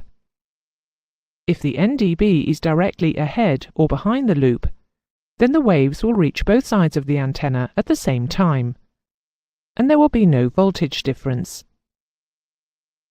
If the NDB is anywhere but perpendicular to the loop, the waves will arrive at different times at the two elements of the antenna, and will cause a current to flow. A figure of 8 polar diagram of signal strength can be plotted as the antenna is turned or the transmitter moves around the antenna. How is this figure of 8 pattern constructed? In one complete revolution of the loop antenna, each vertical element will turn through 360 degrees. If we follow the red-coloured side of the loop antenna and plot it against the sinusoidal shape of a radio wave, we see that the antenna turns through the positive side of the sine wave from 0 to 180 degrees. It then turns through the negative side of the sine wave from 180 to 360 degrees.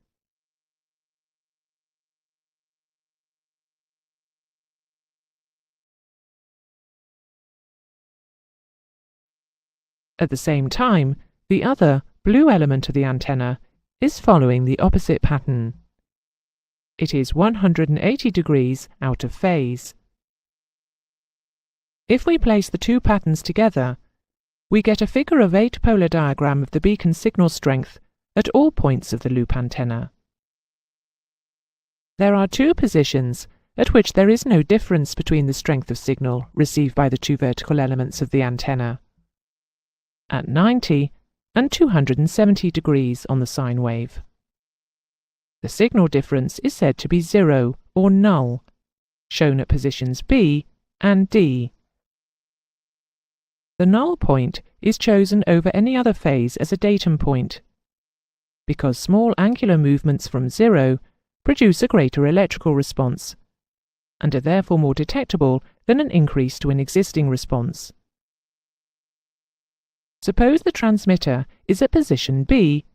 If the loop antenna is rotated slightly in either direction, signal strength will increase. By finding the null position, zero signal strength, the bearing of the transmitter from the loop can be determined.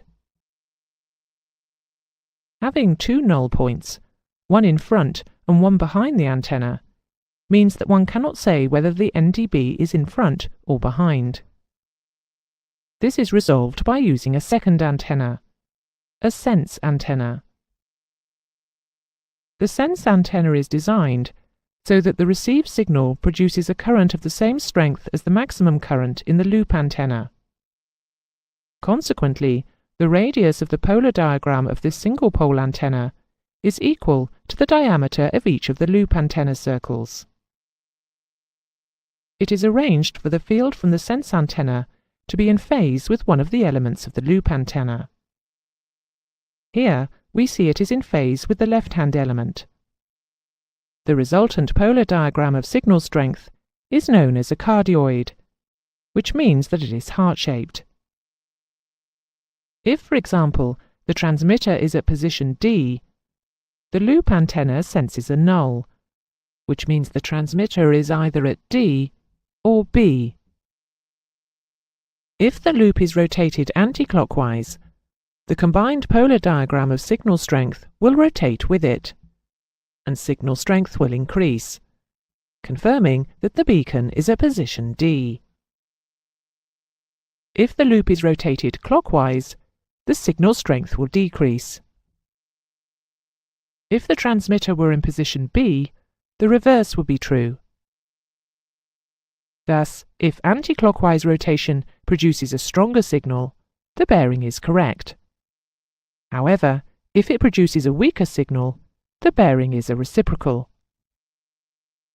The signal accuracy can be further increased to that required by ICAO, namely plus or minus 5 degrees, by reversing the polarity of the sense antenna to produce a right-hand cardioid, and then switching between the two about 120 times a second.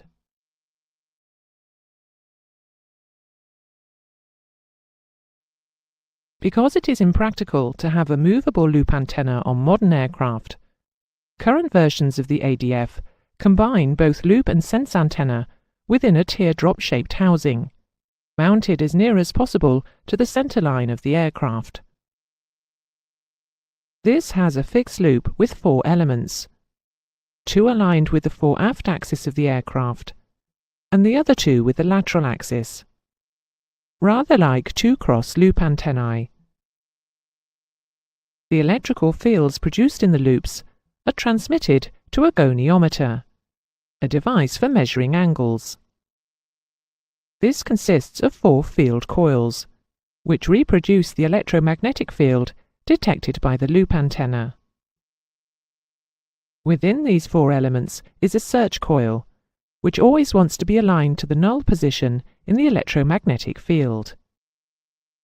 Here we see the NDB at 090 degrees to the fore-aft axis of the aircraft, and the search coil is in the null position. If the search coil is not exactly in the null position, because the aircraft is changing its angle to the NDB,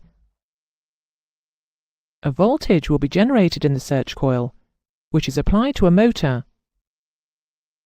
which rotates the search coil until it is in the null position. The shaft, which at one end turns the search coil, at the other end turns the needle on the ADF display in the cockpit.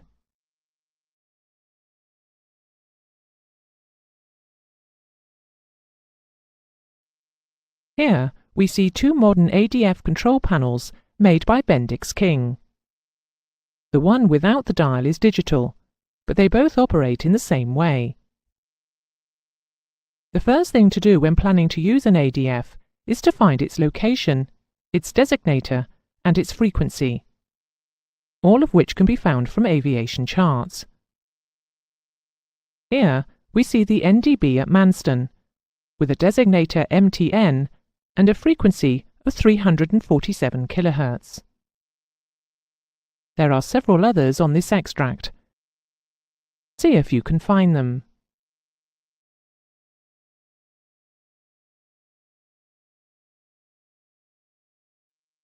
A complete list of NDBs is held by each country's civil aviation authority. Here is an extract from the en route section of the United Kingdom Aeronautical Information Package, the AIP.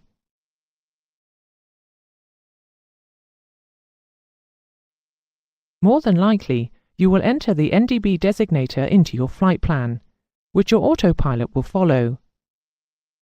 But if you are selecting the NDB manually, you select the ADF button and enter the frequency. You must then check that you have selected the correct NDB by listening to the Morse identifier. Aviation charts contain the Morse alphabet. Pressing the antenna button deactivates the loop antenna, and the audibility of the A2A identifier should improve, but the bearing information must obviously be disregarded. In some NDBs, the amplitude of the carrier wave remains constant, and therefore it is impossible to achieve an audible output from the receiver. On Jeppesen maps, the three-letter identifier of such stations is underlined. By selecting the Beat Frequency Oscillator button, BFO, an oscillator within the ADF is activated, which creates an audible output from a non-modulated N0N and A1A signal. The bearing reading must be ignored, as the loop antenna has been isolated.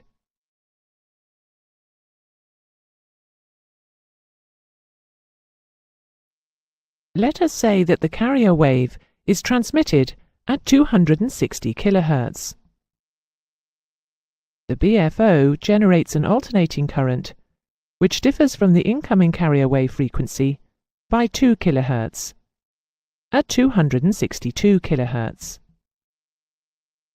Both signals are fed into a frequency mixing unit, a heterodyne unit. The output comprises 4 signals: the 2 original signals, the sum of the two, which is 522 kHz, and the difference between the two, the beat frequency, which is 2 kHz. It is this 2 kHz signal frequency that is required, because it is in the audible range, and so the Morse ident can be heard. On most modern aircraft, this BFO function is done automatically.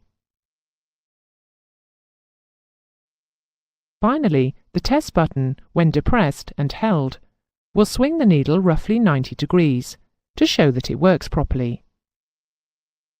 Releasing the button sends the needle back to its bearing reading. Try it.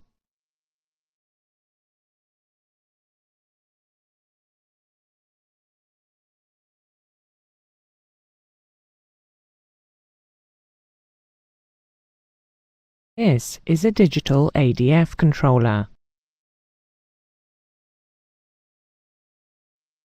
If you needed the beat frequency oscillator, you would press the BFO button to hear the ident of N0N A1A beacons. In this lesson, we have looked at the principles of operating an NDB, polar diagrams, and how the instrument in the cockpit is operated. In the next lesson, we look at how to interpret the ADF.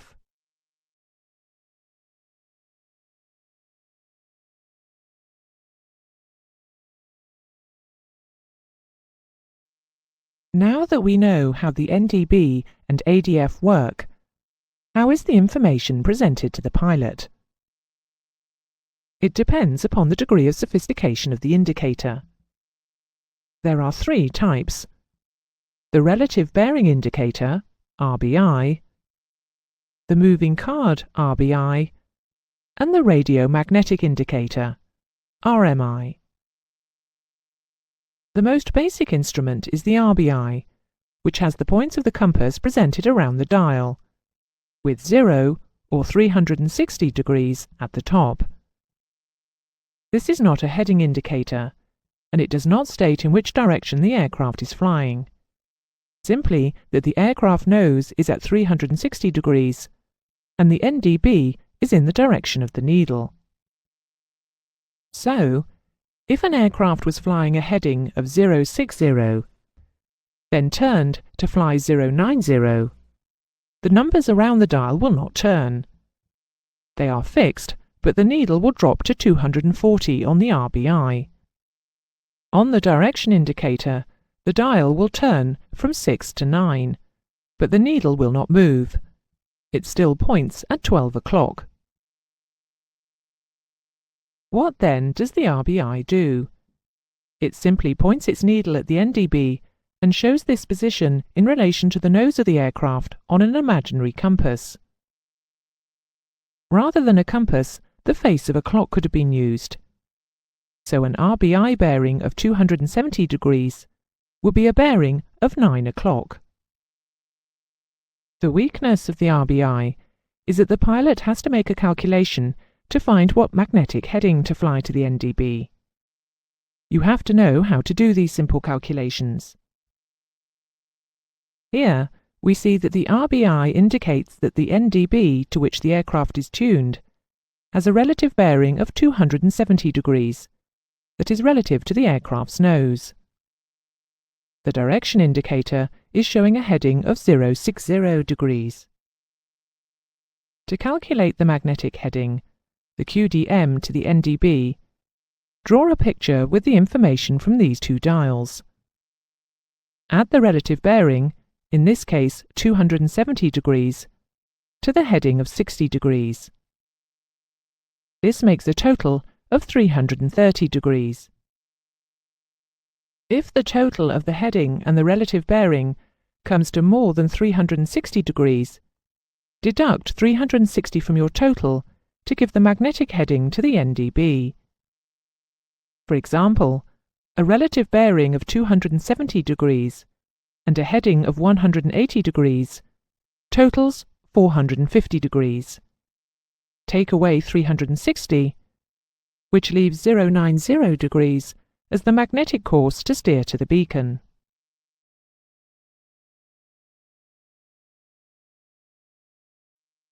Some RBIs have a movable card, which allows the pilot to turn the card to show the aircraft heading at the top of the dial instead of the 0, which always appears on the fixed card RBI.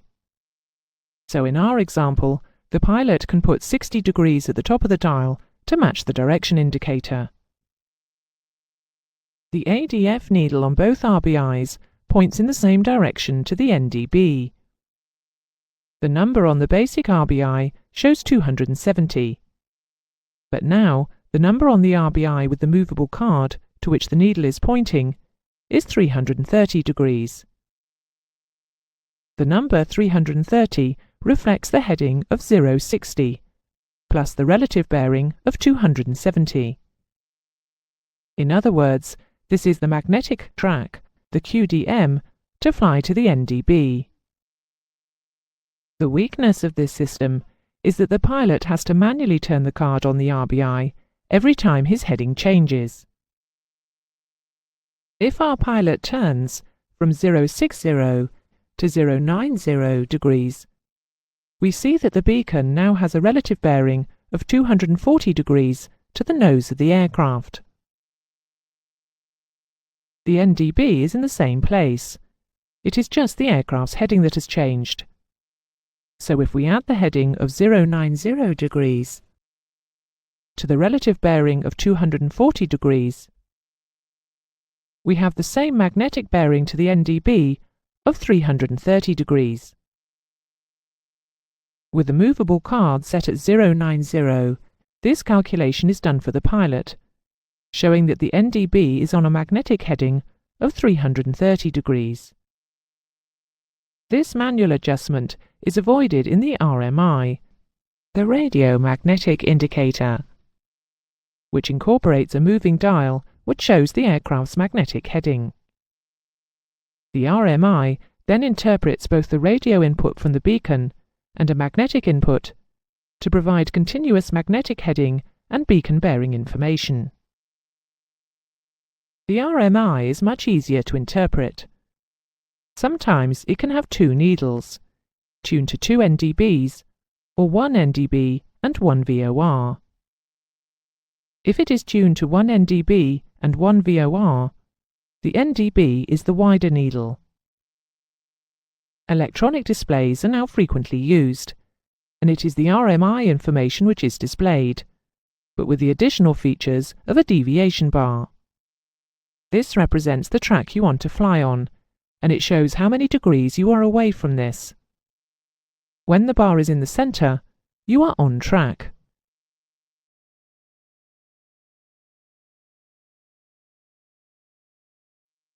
We have looked so far at obtaining the magnetic bearing to an NDB, but sometimes it is necessary to determine a true bearing to an NDB. To convert a magnetic heading to a true heading, one must deduct a west variation and add an east variation.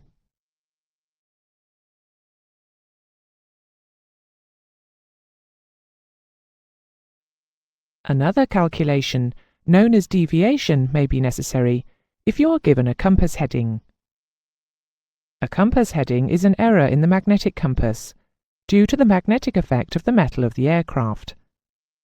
A compass card located next to the compass states what this error is on different headings. To obtain a correct magnetic heading, deduct a deviation west and add a deviation east.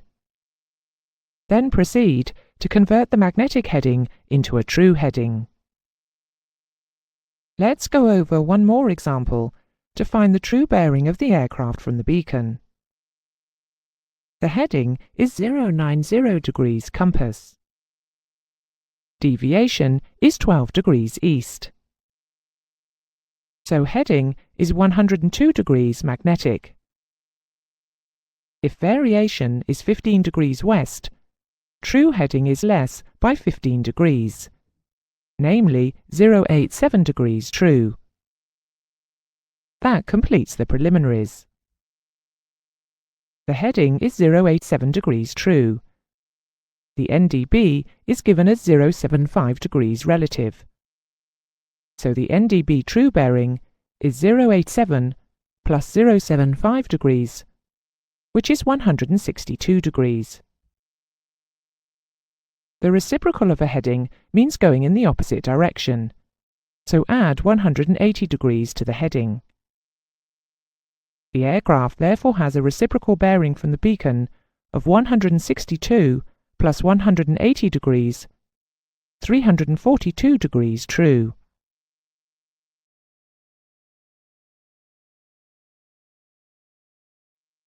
Now that we have seen how the NDB operates, what can it be used for? Homing to NDB, tracking to the NDB, intercepting tracks to an NDB, procedure turns as part of an approach procedure, holding patterns. We'll look at each in turn, starting with homing. This is a procedure whereby a pilot flies towards an NDB by keeping the head of the ADF needle at the top of the display, in the 12 o'clock position. If there is no wind, the pilot will fly in a straight line to the NDB. But if there is any wind, the aircraft will drift, and the pilot will need to constantly change his heading in order to keep the needle at 12 o'clock. It is poor airmanship to fly like this. Consequently, the correct way to fly to an NDB is to follow a defined track. This is tracking and requires the pilot to compensate for any drift caused by a crosswind. Here, we see the pilot regaining track after being blown off track, then making a 10-degree allowance for wind.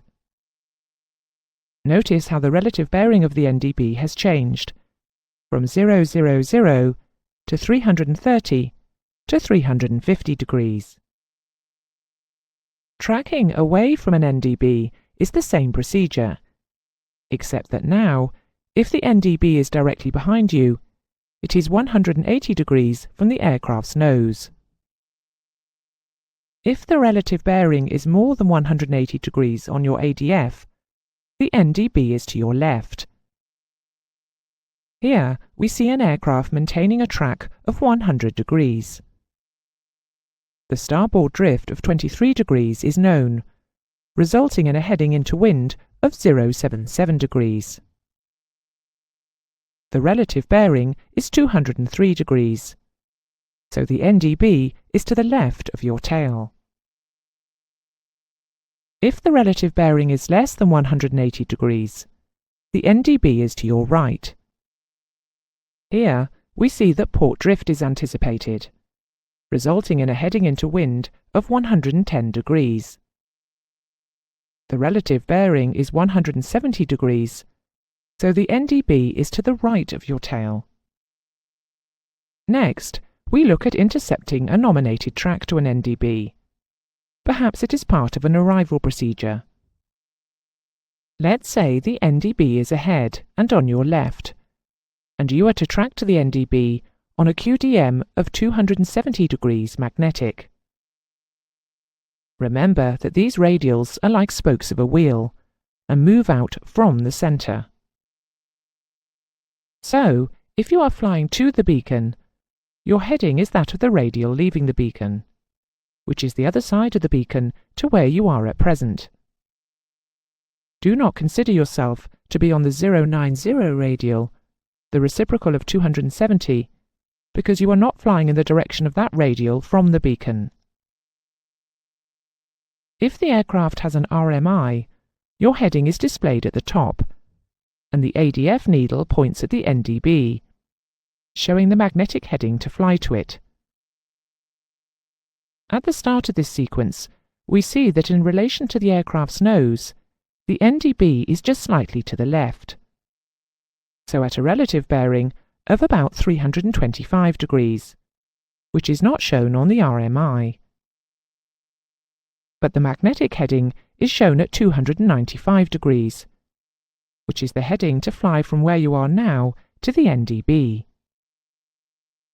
As you continue your heading of 330 degrees, the relative bearing to the NDB decreases, and the needle falls in the 6 o'clock direction. When the needle points to 270 degrees, you are on the 270 degrees magnetic radial of the NDB. If the aircraft only has an RBI and no movable card, some mental arithmetic is required. The problem is that the basic RBI does not tell you when you have reached the designated radial and you need to turn. It just gives you a relative bearing to the nose of the aircraft.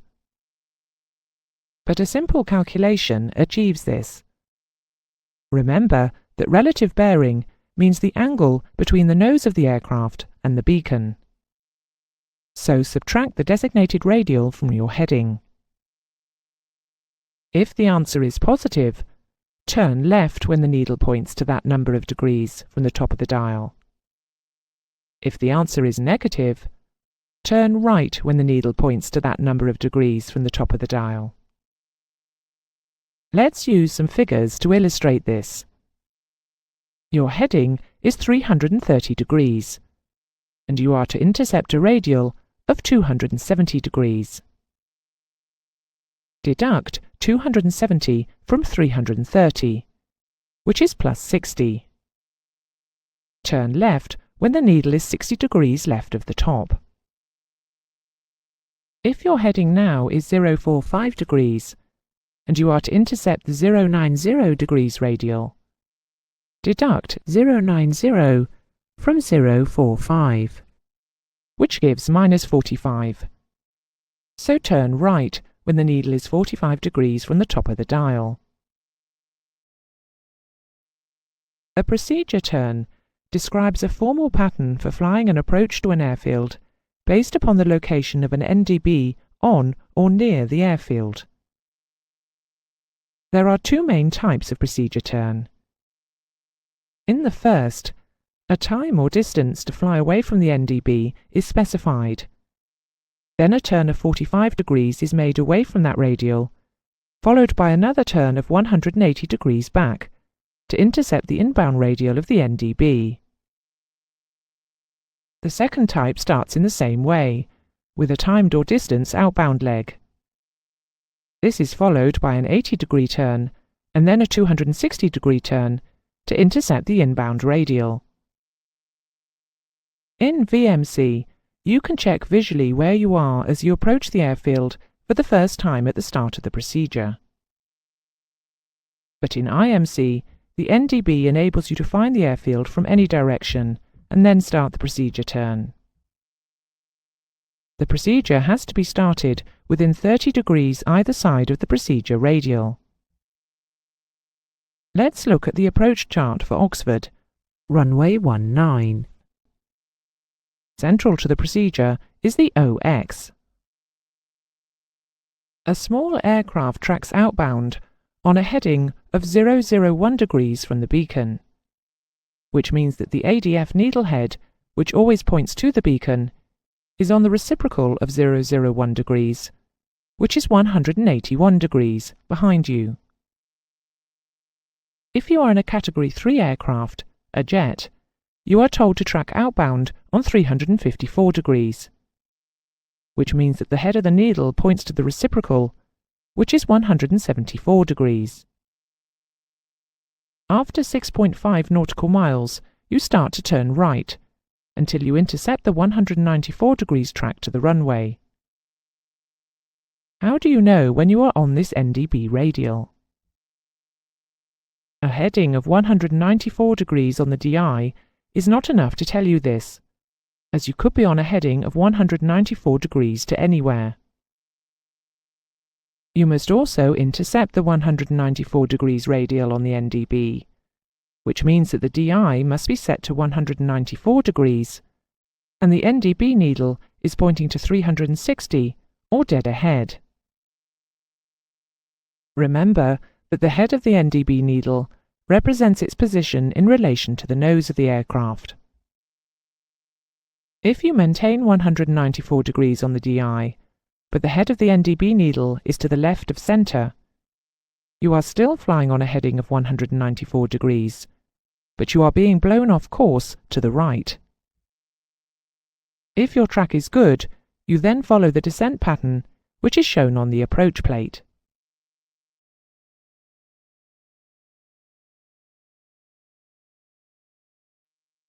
The last use of the NDB is for holding patterns.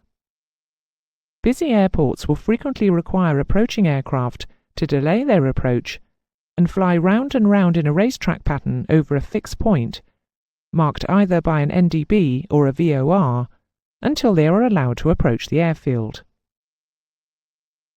During the hold, turns are to be carried out at rate 1, and the outbound and inbound legs will normally be 1 minute in duration at and below 14,000 feet, and 1.5 minutes in duration above 14,000 feet. Aircraft will inevitably approach the NDB from different directions, and they have to follow one of 3 different joining instructions. Those aircraft approaching from Sector 1 follow what is called a parallel entry. Those aircraft approaching from Sector 2 perform an offset entry procedure. Aircraft from Sector 3 approach the beacon directly. Aircraft enter the hold at a given altitude and stay there or stack until they are allowed to descend to the next level, 1,000 feet lower, and ultimately leave the hold to approach the airport.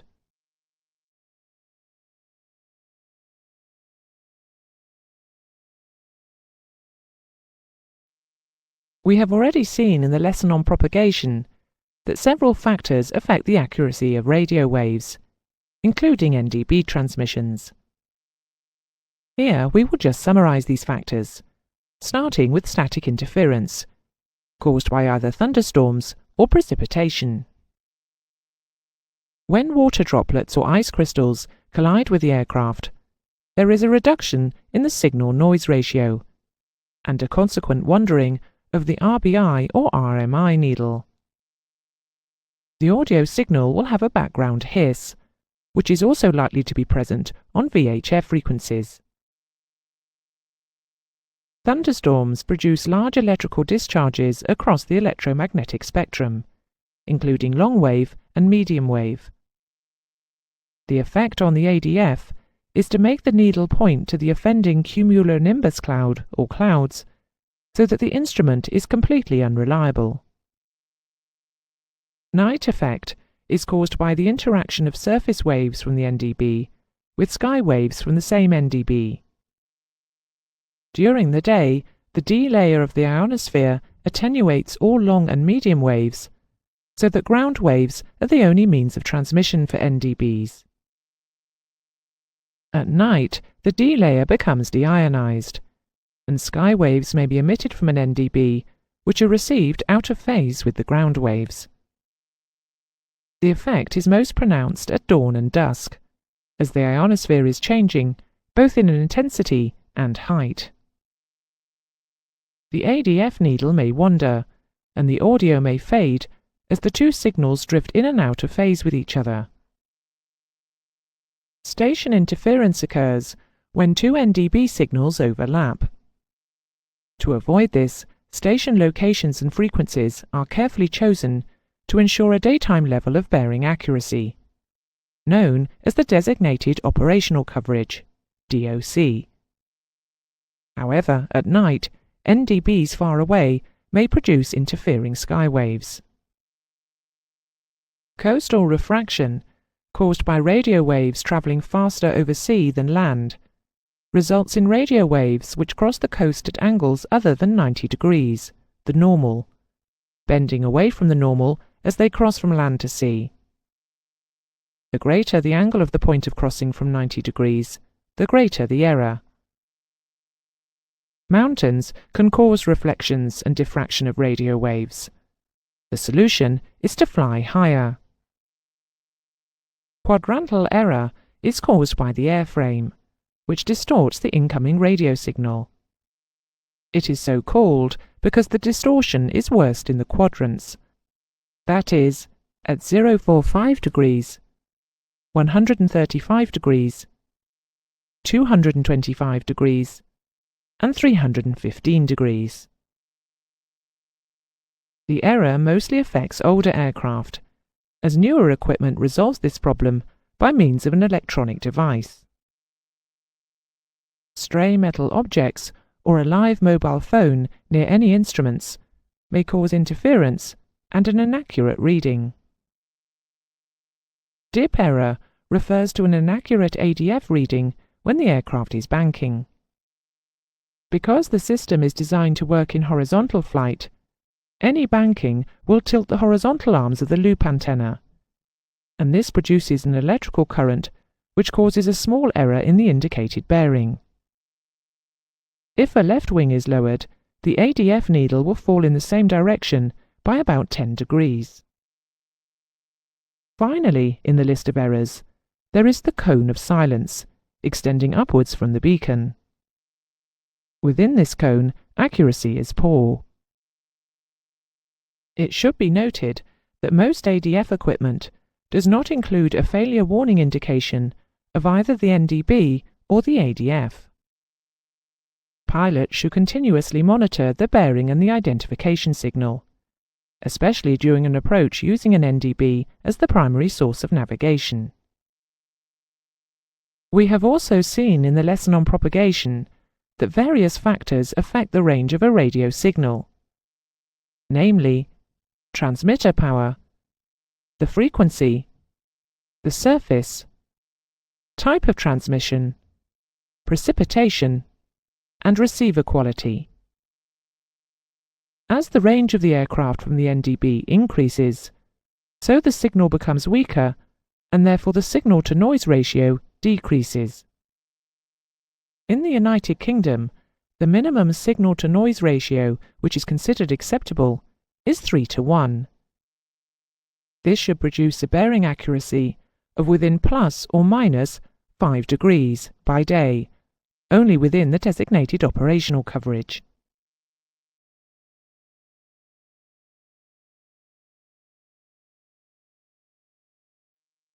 This brings us to an end of the two lessons on the NDB and the ADF. In the first lesson, we looked at the principle of the loop antenna and the position of the two null readings, and how this ambiguity is resolved with a sense antenna. We considered the operation of the goniometer, which has replaced the moving loop antenna, and we have looked at the emission characteristics of NDB transmissions. In the second lesson, we looked at how to interpret the ADF instrument in the cockpit, how to fly to and from, how to intercept an NDB radial, and how to fly various NDB procedures. We also looked at the factors which affect the accuracy and range of an NDB.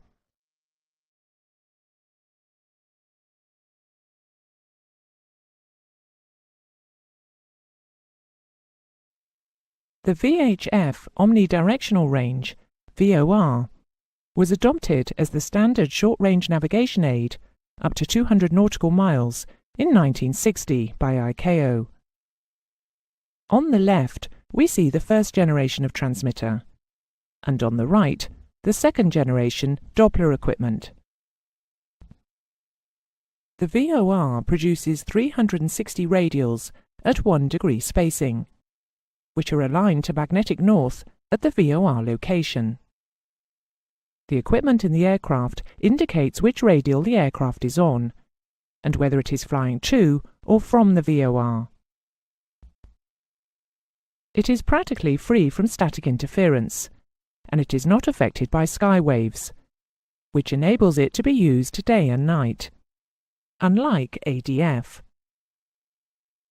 When the VOR frequency is paired with co-located distance measuring equipment, DME, an instantaneous range and bearing fix can be obtained. VORs have several uses. They mark the beginning, the end, and centerline of airways, and these are called en route VORs. They are used for navigating to airfields, and as a letdown aid at airfields using published procedures. They are used as part of a holding procedure, and they are a source of en route navigation position lines and crosscuts.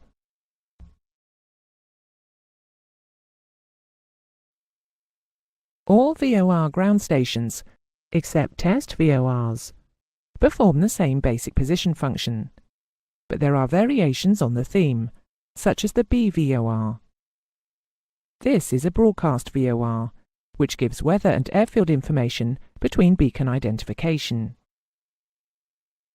TVOR stands for Terminal VOR, which operates on low power and is used at major airfields for location and letdown procedures. En route VORs form part of long-distance navigation routes. VOT is a test VOR, which provides no navigation information. It broadcasts a fixed omnidirectional signal which shows that the aircraft is always on the 360-degree radial. Aircraft equipment should be accurate to within plus or minus 4 degrees. VORTAC is a military VOR, which has co-located distance measuring equipment, TACAN. Only the DME function is available to civilians. DVOR, or Doppler VOR, eliminates some conventional VOR problems. We will look at this in more detail later in the lesson.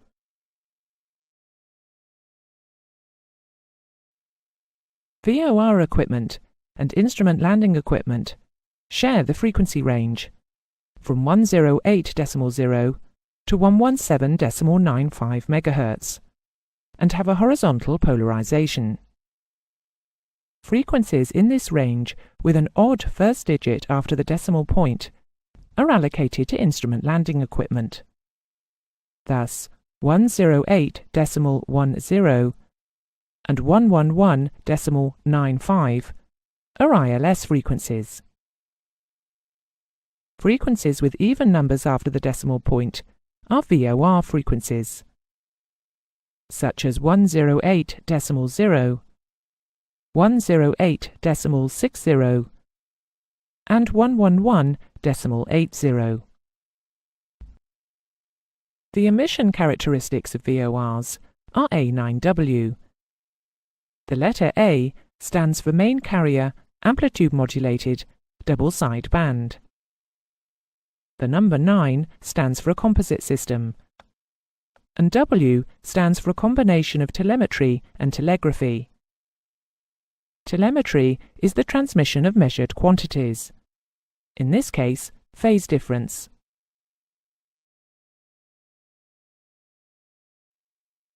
The VOR usually has a 3-letter Morse identifier, or ident, which must be checked before it is used for navigation.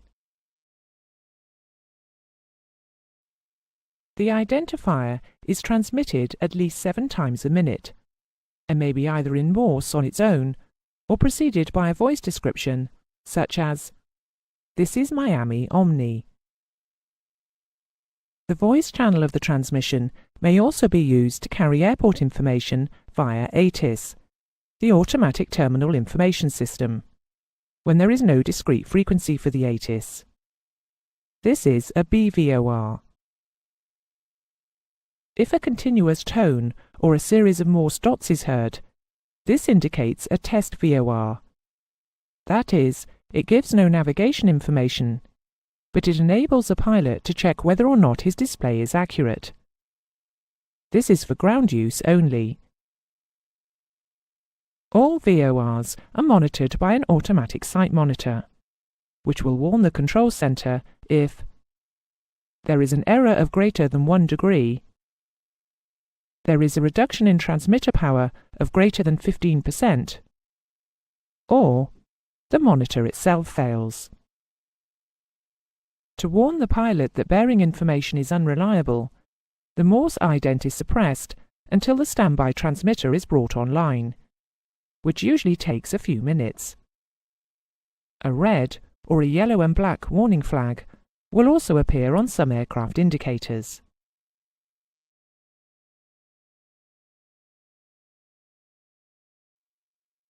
VOR bearing is obtained by phase comparison. An aircraft's VOR receiver measures the phase difference, that is the angular difference, between 2 signals from the VOR transmitter.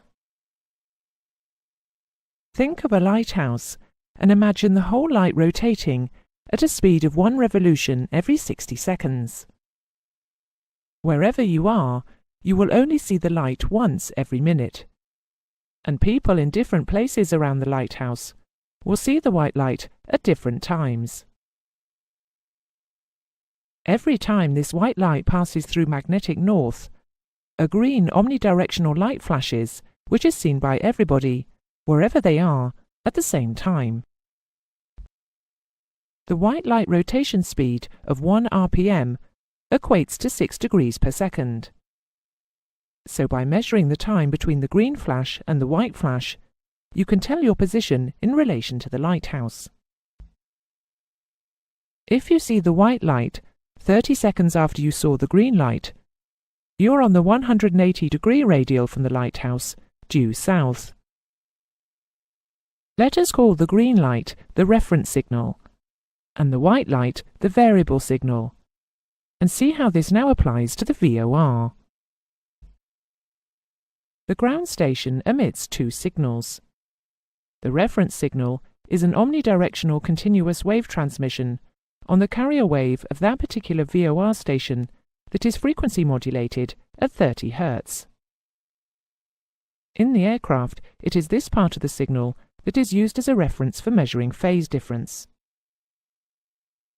Since this is an omnidirectional transmission, the polar diagram of the reference signal is a circle. The second signal, the variable signal, is effectively an electronic loop aerial, which produces a figure-of-8 polar diagram, as we saw in the NDB ADF lesson. It is electronically rotated at 30 revolutions per second. When the 2 signals are mixed, the resulting polar diagram is a limison. Unlike the cardioid of the ADF, it does not have null positions. The limison itself is rotated at the rate of 30 revolutions per second, and this has the effect of amplitude modulating the carrier wave. This means that the signal is received at different strengths in the aircraft. Each receiver is now receiving both a reference and a variphase signal, and the rotation of the limison is so arranged that the 2 signals are in phase on a magnetic bearing of 360 degrees from the VOR beacon. This is like our green and white lights at 360 degrees. By comparing the constant reference signal with the changing strength variphase signal, it is possible to determine the aircraft's bearing to the VOR.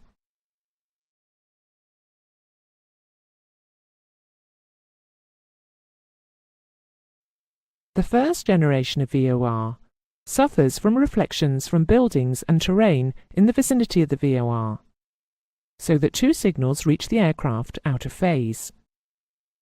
Instead of a straight line signal, it has bumps or scallops in it, which cause the CDI to waver from the centre. Propagation errors, known as scalloping, may also occur at extreme range and at low altitude, where the signal is unevenly propagated over irregular terrain. These errors are cured by using Doppler VOR, which has a wide-based antenna array, 13.4 meters wide, and usually with 48 transmitters in a circle.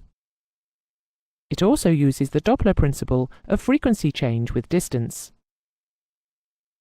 The variable phase signal is frequency modulated in the Doppler VOR, whereas it is the reference signal which is frequency modulated in the older VOR system. Frequency modulated waves are subject to less interference and are therefore more accurate. The Doppler effect is created by electronically rotating anti-clockwise the variphase signal on the circular aerials at a speed of 30 revolutions per second, which equates to 1,264 meters per second.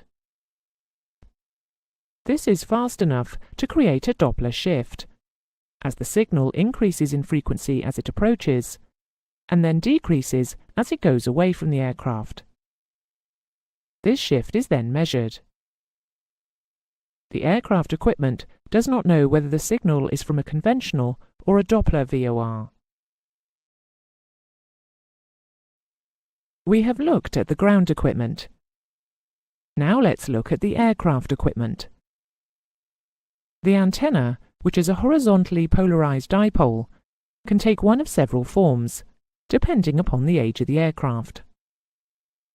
Older aircraft have large dipoles, whereas new aircraft have smaller blade-like antennae. A receiver is tuned to the appropriate VOR frequency, and the signal from the antenna is sent to the receiver. This is then interpreted and displayed as a narrow needle on its own display, a course deviation indicator, the CDI. It may also be displayed on an RMI, simply pointing in the direction of the beacon.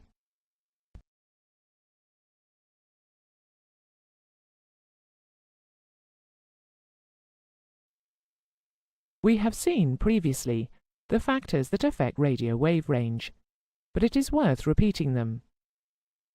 The higher the transmission power, the greater the range. In order to double the range, the power must be quadrupled. En route VORs, with a range of 200 nautical miles, have a transmitter of about 200 watts. Terminal VORs with a range of 25 nautical miles usually have a transmitter of 50 watts. The maximum theoretical range in nautical miles is 1.23 times the sum of the square root of the height of the transmitter in feet above sea level plus the square root of the height of the aircraft above sea level. For example, an antenna 900 feet above mean sea level has a square root of 30 feet, and an aircraft at 10,000 feet has a square root of 100 feet. Add 30 and 100 and multiply by 1.23 to get the range of 159.9 nautical miles. You will recall that VHF transmission is line of sight, so uneven terrain, hills and buildings can cause signals to be screened, reflected or bent. Where such bearing errors are known, AIPs will publish details. For example, errors of up to 5 degrees may be experienced in sector 315 to 345. To safeguard against two VOR stations with the same frequency interfering with each other, it will be necessary to separate them by double their range. This is impracticable, so each VOR has a realistic protection zone, known as DOC, its designated operational coverage. This is expressed by two figures. For example, 50-25, which means that there should not be co-frequency interference within 50 nautical miles up to a height of 25,000 feet. VORs are also defined by operational use and service volumes. There are three definitions: the high-altitude VOR service volume, the standard low-altitude VOR service volume, and the standard terminal VOR service volume. Beacon accuracy must be within plus or minus 1 degree, and site choice is critical, as buildings and hills, even tall grass, will reduce accuracy as well as range. As we have already seen, Doppler VOR reduces these beacon inaccuracies. Airborne equipment errors are caused by the equipment assessing and converting the phase differences to 1 degree of bearing. Maximum aircraft equipment error should be plus or minus 3 degrees. These errors are aggregated to plus or minus 5 degrees. If this is exceeded, the equipment is deemed unreliable. The 5-degree aggregated accuracy requirement has a particular effect on the position of VORs as part of airways navigation. Using the 1 in 60 rule, an angle of 1 degree will measure 1 nautical mile after 60 miles. So the VOR error angle of 5 degrees will measure 5 miles after 60 miles. The maximum width of airways is 5 miles either side of the centreline. As the half width of an airway is 5 nautical miles, if two beacons are to provide coverage within error limits, they must both meet at 60 miles. The maximum distance between two VORs on airways is therefore 120 nautical miles. Finally, we have the cone of ambiguity above the VOR station, where no reliable signal is available. ICAO requires that a VOR must provide a signal from the horizon up to 40 degrees. This means that there could be a cone of ambiguity between 40 degrees above the horizon to the vertical above the station. In practice, the level of coverage is now up to 80 degrees above the horizon, which means that the cone of ambiguity is only 10 degrees either side of the vertical. As an aircraft crosses this cone, the to flag will change to the from flag. This brings us to the end of this lesson. We will look in detail at the interpretation of VOR information on the aircraft's equipment in the next lesson. In this lesson, we have looked at the principles of operation of the VOR, the various types, its uses, its inaccuracies and errors. We have also looked at the system minima and range. Finally, we get to look at how to use the information from a VOR. This can be presented on one of 3 different instruments in the aircraft: the radio magnetic indicator, or RMI, the course deviation indicator, or CDI, also called the omni-bearing indicator, or OBI, and the horizontal situation indicator, or HSI. In brief, the RMI shows the relative bearing of the VOR from the aircraft. The CDI shows the aircraft's deviation from a selected course to a VOR, as does the HSI. But the HSI also shows the aircraft's heading and selected track. Let's start with the RMI, which also appears in the NDB lesson. Sometimes it is useful to know the relative bearing of a VOR, and the information can be presented on the RMI.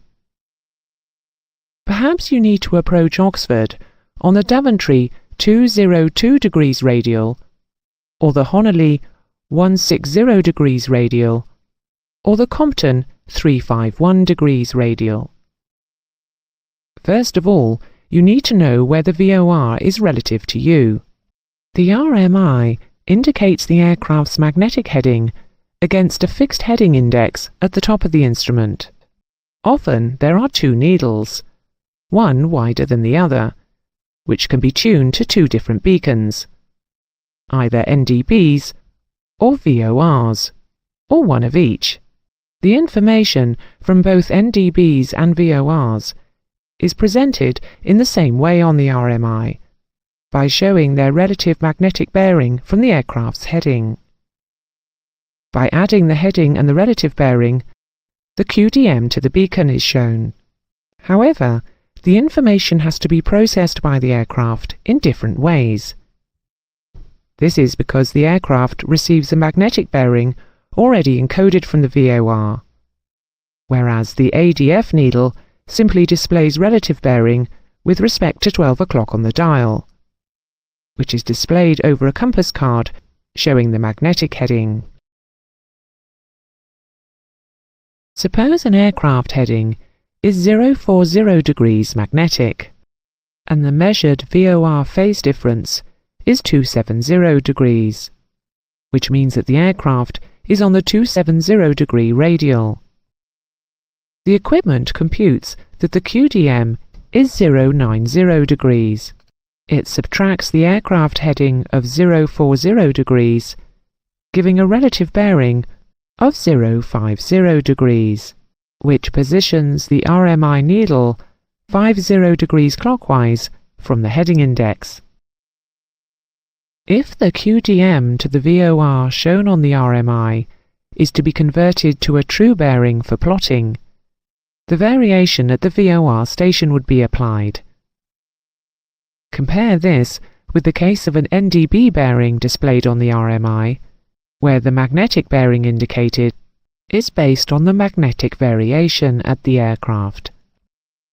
As the arrowhead of the RMI shows the QDM, so the tail shows the QDR, the magnetic bearing from the VOR, which is the VOR radial upon which the aircraft is positioned.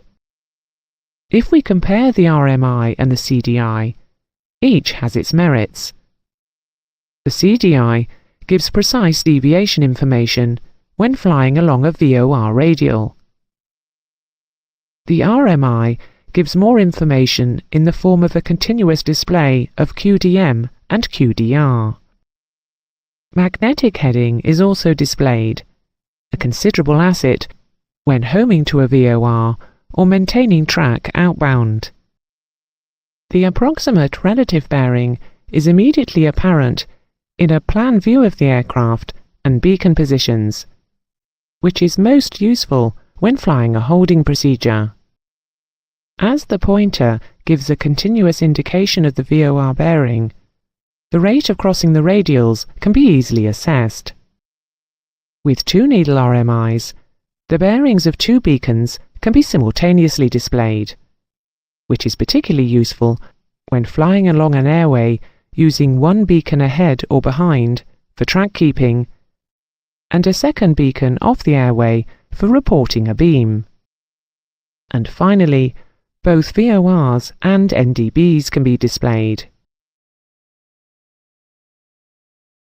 The second type of instrument to display VOR information is the CDI or OBI.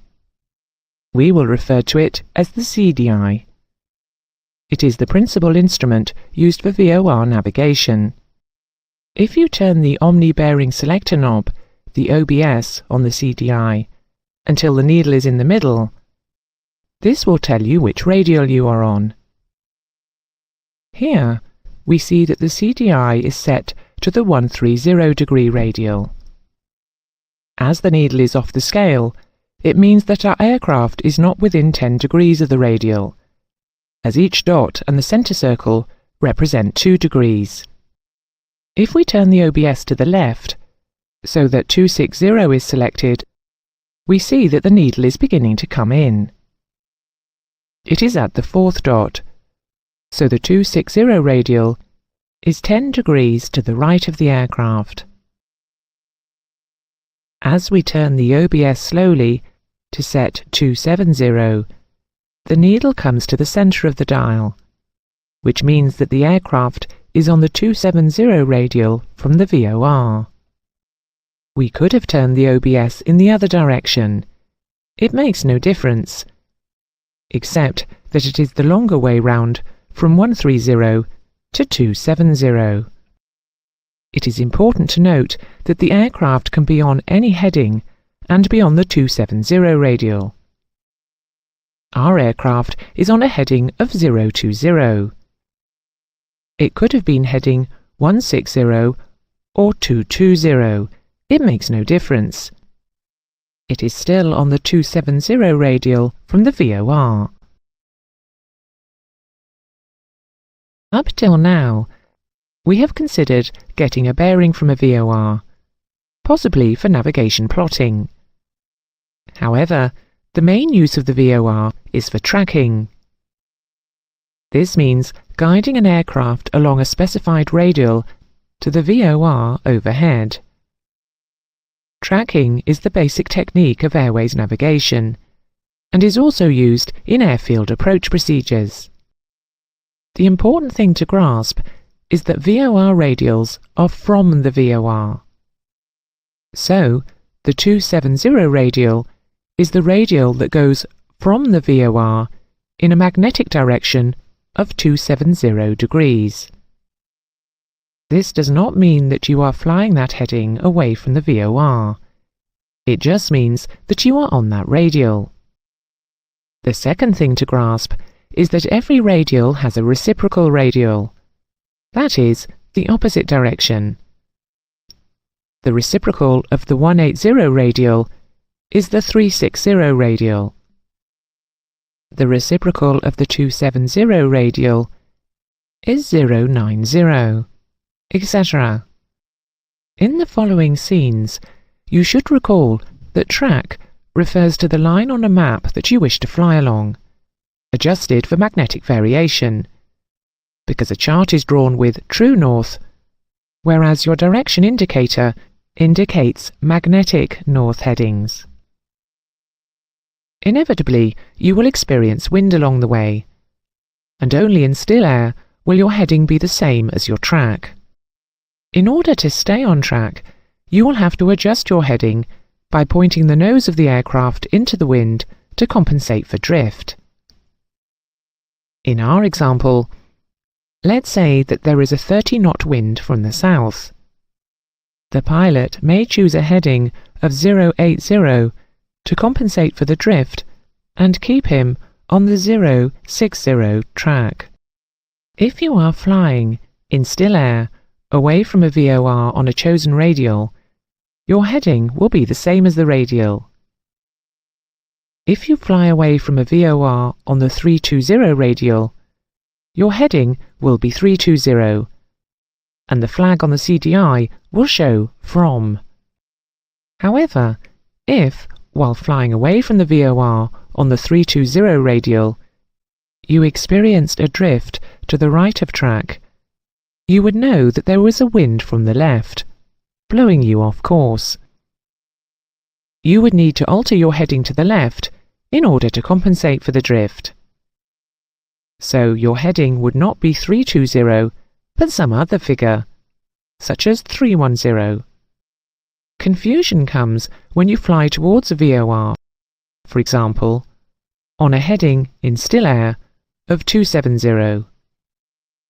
Do you set 090 on the OBI because you are east of the beacon and you appear to be on the 090 radial at present, with the needle in the middle? No.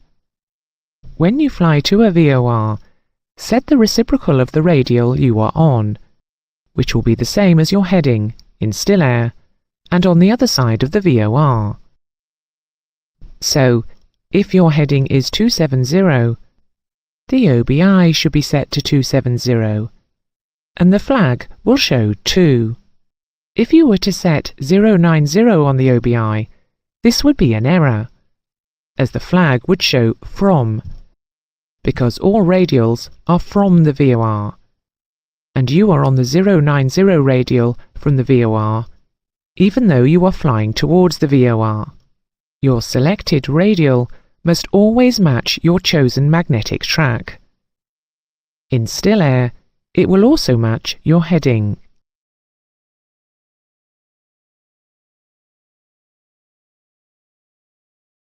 When you have selected your radial, and you are within 10 degrees of it, the course deviation bar or needle will tell you where your chosen radial is. The centre of the dial is the aircraft, and the needle is the radial. There are 5 dots either side of the centre. The first dot is a circle. Each dot represents a 2-degree deviation of the aircraft from the radial. Maximum deviation is 10 degrees. Any more and the needle goes off the scale. When we look at the instrument landing system, which we will cover in more detail later, we see that each dot now represents 0.5 of a degree, as the aircraft is so close to the beacon. You must be within half-scale deflection, that is 1 1/4 degrees, to be considered as established on an approach procedure. The VOR needle is a command instrument. If the needle is to the right of centre, you must fly right to get to that radial. If the needle is to the left, you must fly left to get to the radial.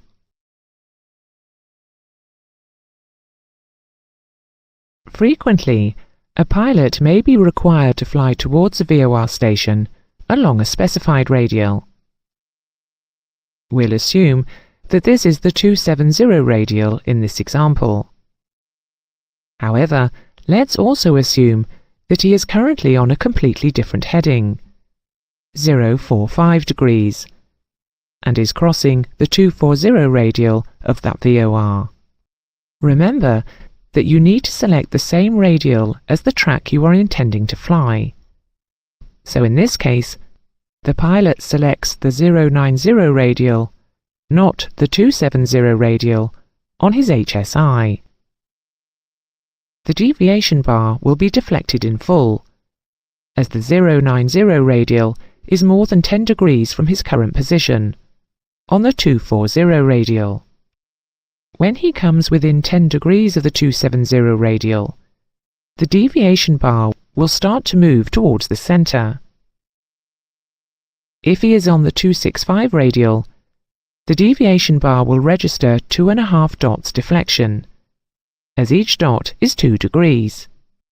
As he gets closer to the 090 radial, he will turn gradually, and when the bar is centred, he will have a heading in still air of 090 degrees, and a 2 indicator on the dial.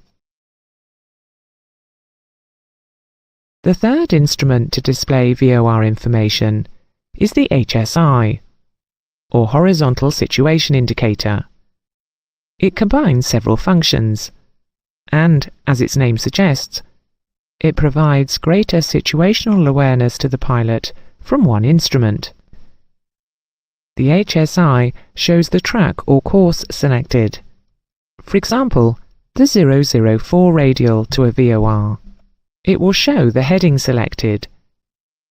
Here we see that the heading is 360 degrees, and it will show the deviation of the aircraft from the selected radial to the VOR.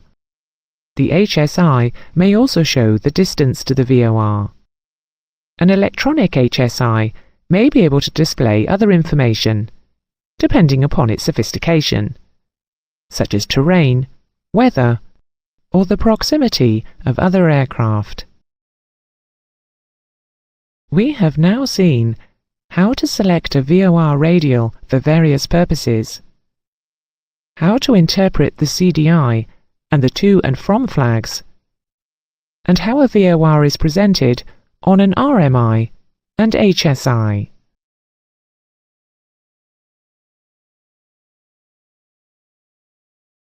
The Instrument Landing System, which we will call the ILS, has been in existence since the 1960s, but it is still the most accurate approach and landing aid that is used regularly by airliners. However, GPS systems, supplemented by ground equipment called Local Area Augmentation Systems, are in advanced stages of research, and no doubt they will be available generally within 10 years. In addition, microwave landing systems avoid many of the problems with ILS. But our concern in this lesson is the ILS, which provides pilots with an accurate means of carrying out a precision instrument approach to a runway, giving guidance both in the horizontal plane, azimuth, and in the vertical plane, the glide slope. The ILS provides the pilot with visual instructions in the cockpit to enable him to fly the aircraft down a predetermined glide slope and extended runway centerline, the localizer, to his decision height or decision altitude. At decision height or decision altitude, the pilot decides to land if he has the required visual references. If he does not, he goes around or overshoots and follows the published missed approach procedure. There are 3 parts to the ground installation, the first of which is the localizer antenna. This transmits in the VHF band and is located on the extended centerline of the runway at the upwind end. Its signal provides the extended centerline, the localizer, to the approach side of the runway. The second part is the glide slope antenna, which transmits in the UHF range and is frequency paired with the localizer. It is located about 300 meters in from the threshold and about 120 meters from the runway edge abeam the touchdown point. It consists of 2 rectangular transmitters on a mast. It provides a descent plane at a predetermined angle to the horizontal, normally 3 degrees, according to ICAO.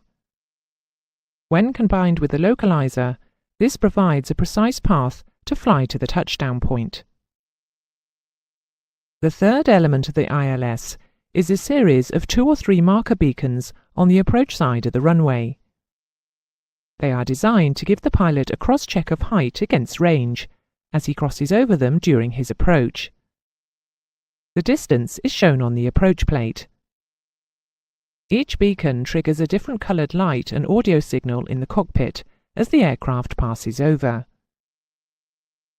The outer marker light is blue with 2 dashes per second and denotes a distance of between 11.1 to 6.5 kilometers from the touchdown point.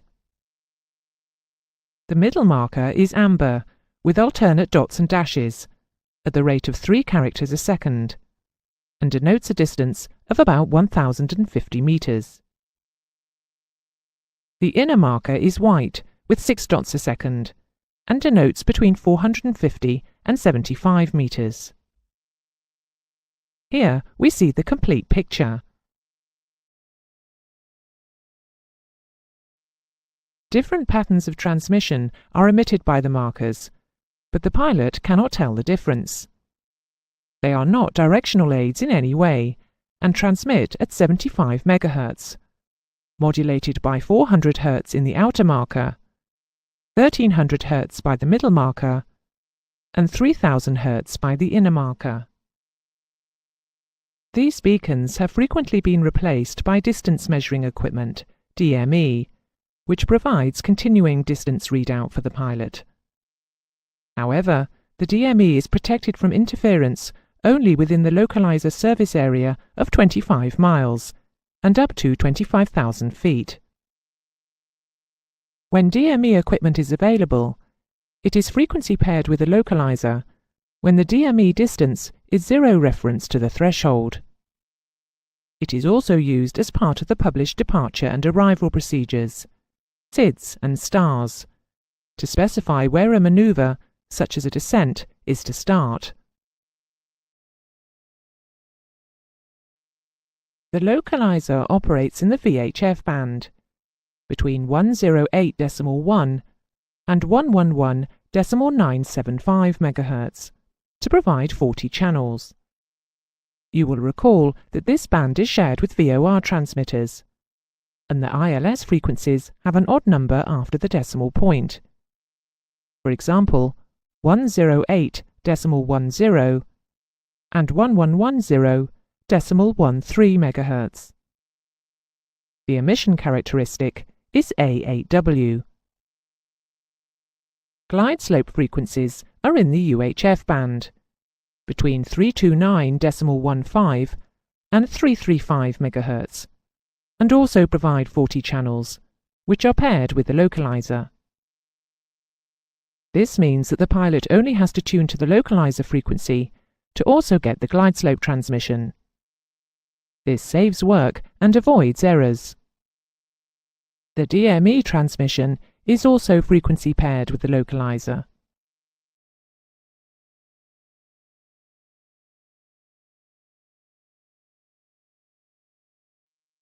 The ILS must be identified before use. The ident on the localizer transmission is a 2- or 3-letter group, transmitted at 7 groups a minute, prefixed by the letter I, such as IOXF, for Oxford ILS. Airfields with an ILS are shown on charts and plates with a long paper dart-shaped symbol, and the frequency is shown. Here we see Oxford ILS on 108.35 MHz. The ILS is constantly monitored and will warn the control centre if one of 3 things happens. If the localizer shifts from the runway centreline by more than 35 feet at 10 nautical miles out for a Cat 1 ILS, or by more than 25 feet for Cat 2, or by more than 20 feet for Cat 3. If the glide path angle changes by more than 0.075 times the basic glide path angle, or if the power output falls by more than half. If the ILS becomes unserviceable, the ident is withdrawn. If it is undergoing maintenance or testing, the ident will be withdrawn or replaced by a continuous tone. The localizer antenna produces 2 overlapping lobes along the runway approach.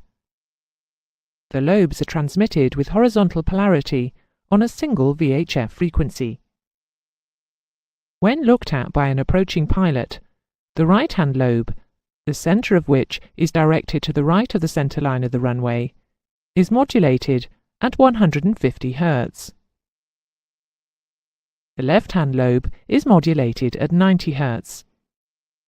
Where the 2 lobes overlap, this is the extended centreline of the runway. The depth of modulation increases away from the centreline. That is, the amplitude of the modulating signal increases away from the centreline. The difference between the depth of modulation of the 2 signals, DDM, is expressed as a percentage. This is done by subtracting the percentage modulation depth of the smaller signal from that of the larger. For example, the carrier wave is modulated by 15% by the right-hand signal and by 5% by the left-hand signal.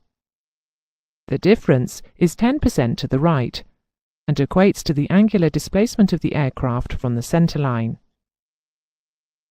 This difference in the depth of modulation causes a difference in the electrical signal received by the aircraft. This is represented by a deflection of the ILS needle in the CDI in the opposite direction. As the needle represents the centre of the runway, which is to the left deflection tells the pilot which way to fly. It is a command instrument. When the DDM is 0, with both signals having an equal strength, the aircraft is on the centreline. Remember that the CDI 5-dot display is very sensitive. Each dot, including the inner circle, represents 1/2 degree, so total deflection is only 2.5 degrees. The ICAO standard for being considered established, that is, within an acceptable margin of error, is half of this, 1.25 degrees. The descent on the ILS cannot be commenced until established. Warning flags will appear on the CDI in the absence of the carrier frequency, in the absence of either or both modulations, or if the percentage modulation of either signal is 0. The two lobes emitted by the localizer antenna cover a far wider path than the 2.5 degrees of the ILS display in the cockpit. In fact, they provide coverage from the center of the localizer antenna to a distance of 25 nautical miles, within plus or minus 10 degrees of the equisignal, the centerline. They also provide coverage to a distance of 17 nautical miles, between 10 degrees and 35 degrees from the centerline. These figures of 25 and 17 nautical miles can be reduced to 18 and 10 respectively, when other navigation facilities, such as a VOR, provide satisfactory coverage within the intermediate approach area. The distances are also reduced to the same lower figures where the glide slope is steep, namely where it is 4 degrees or more, as in London City Airport. Outside of these areas, false beams may be experienced as a result of the radiation of side lobes. The localizer will transmit signals in the reverse direction, back beams, but it is not permitted in the UK to use these in any way, as all the indications are reversed. However, in some countries it is permitted to use this back beam as a non-precision approach.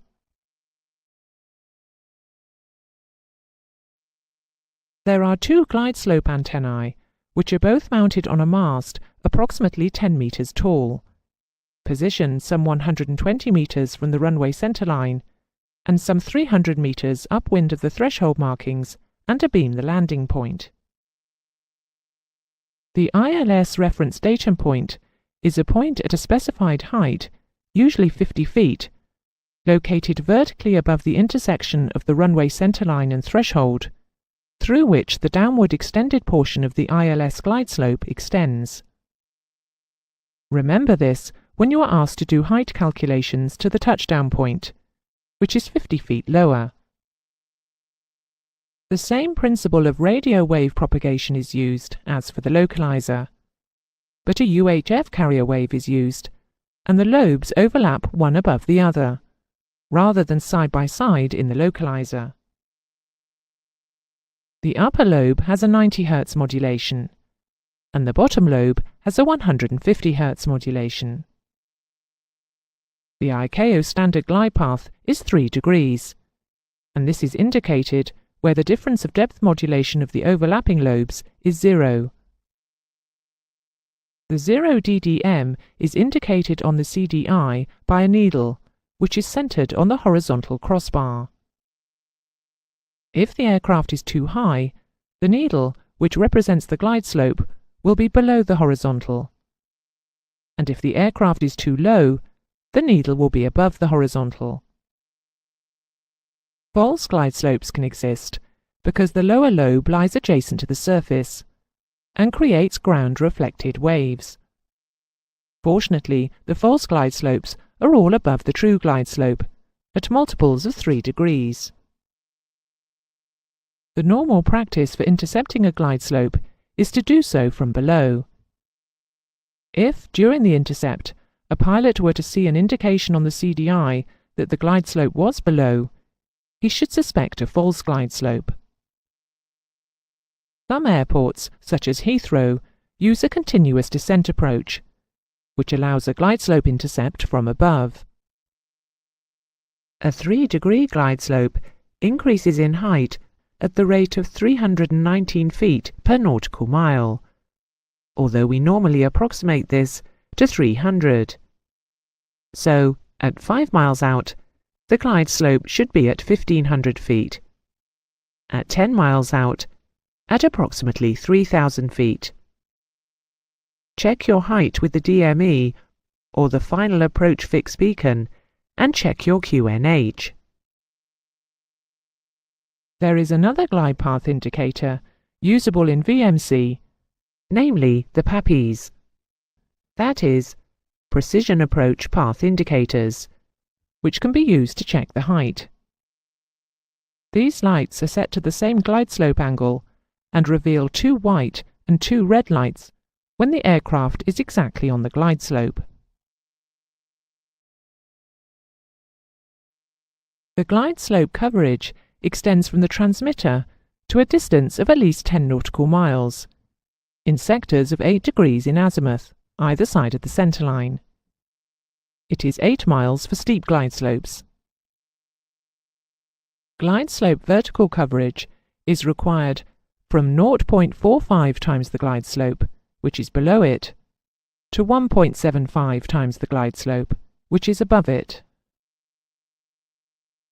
If we apply these figures to a 3-degree glide slope, we see that the vertical coverage is provided through an arc, from 1.35 degrees above the horizontal to 5.25 degrees above the horizontal.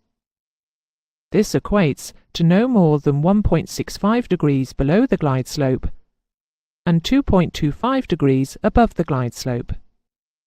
So, accurate flying is required. The glide slope indicator is even more sensitive than the localizer, at 0.14 degrees per dot, so a full-scale deflection is only 0.7 of a degree. Note that maximum safe deviation below the glide slope is half full-scale deflection, 2.5 dots, a mere third of 1 degree. In this lesson, we have looked at the components of the ILS system, the frequencies used, the radiation pattern, and coverage of the localizer and glide slope antennae.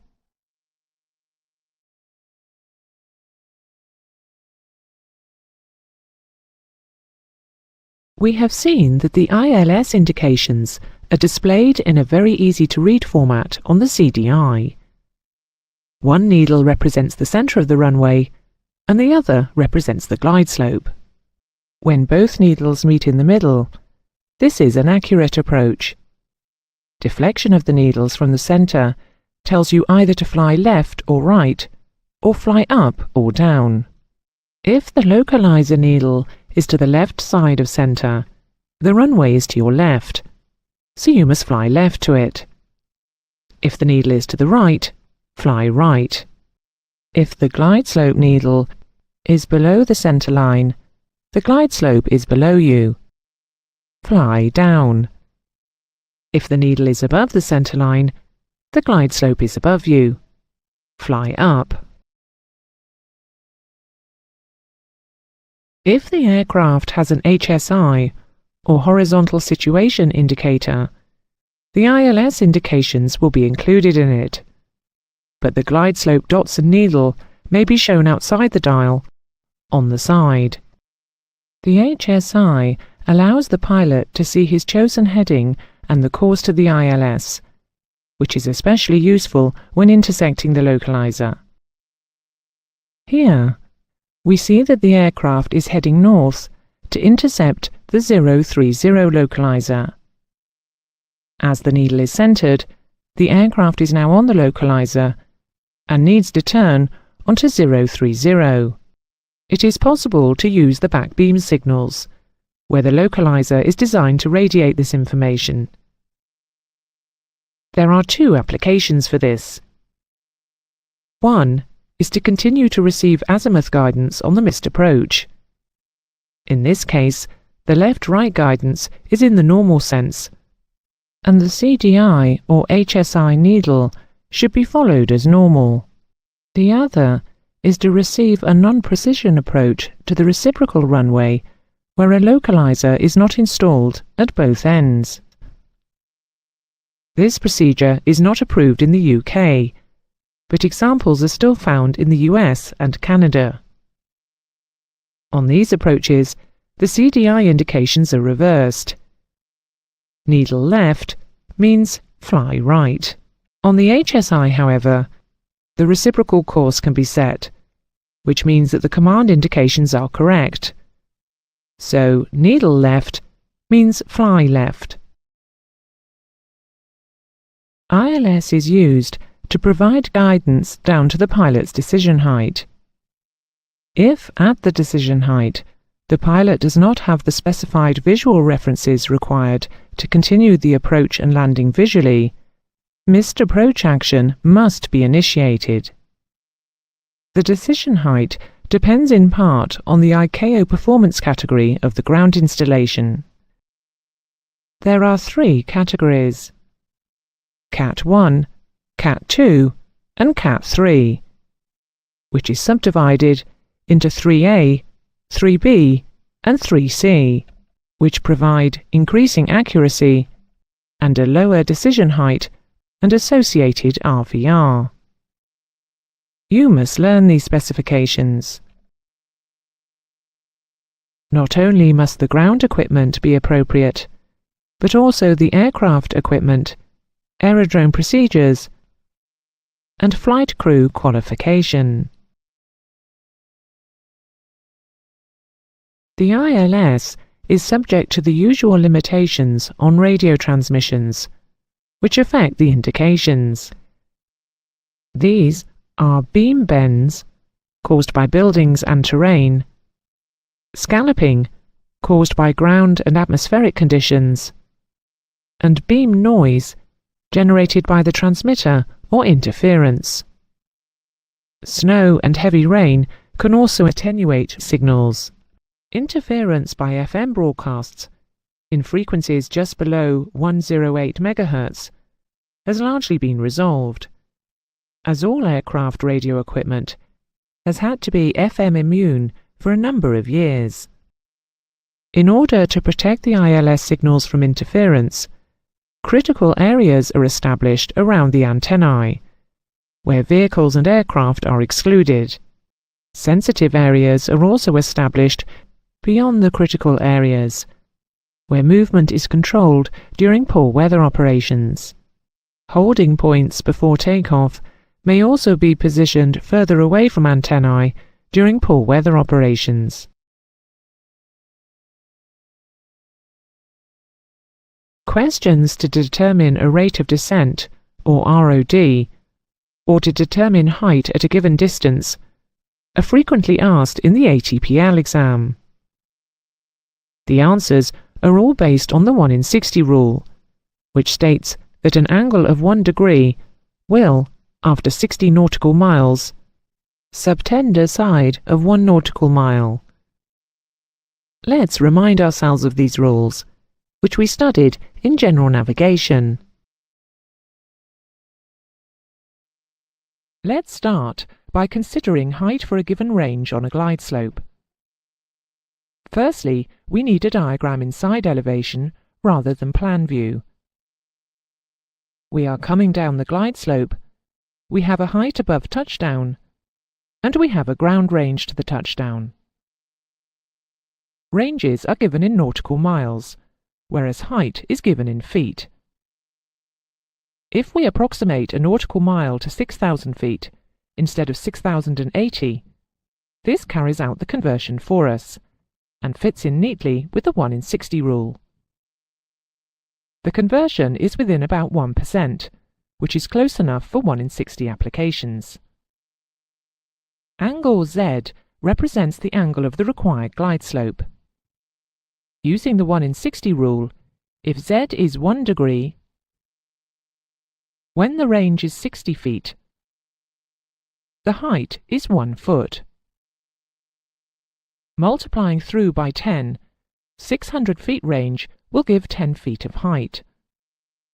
Multiplying again, at 1 mile range on a 1 degree slope, the height should be 100 feet. From now on, we will use the term mile to mean nautical mile for brevity. Statute miles are rarely used in aviation.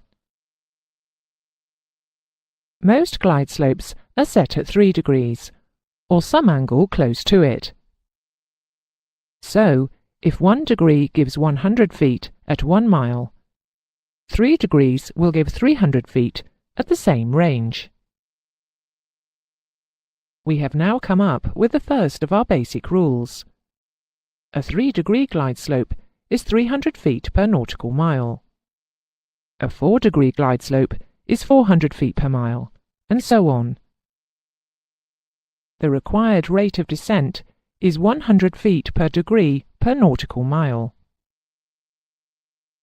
Now try some practical examples. What should your height be on a 3-degree glide slope at 4 miles from touchdown?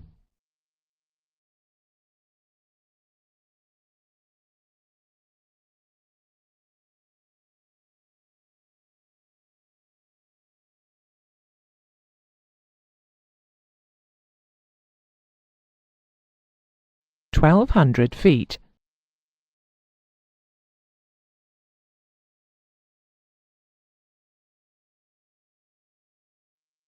Now another.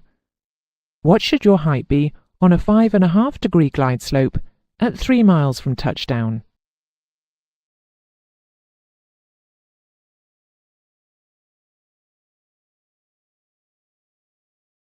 $1,650 feet.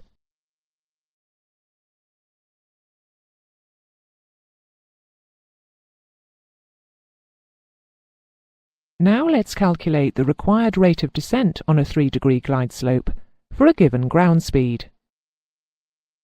If we were in a PA-28 or a Cessna 150 or similar, our airspeed on the approach would be about 70 knots. Assume a slight headwind. After all, that's why you select one particular runway over another. And a typical light aircraft ground speed is 60 knots on the approach. 60 knots is 1 mile a minute. So when we are 1 mile from touchdown, we are 1 minute from touchdown. On a 3-degree glide slope, what height do we need to be when we're 1 mile from touchdown?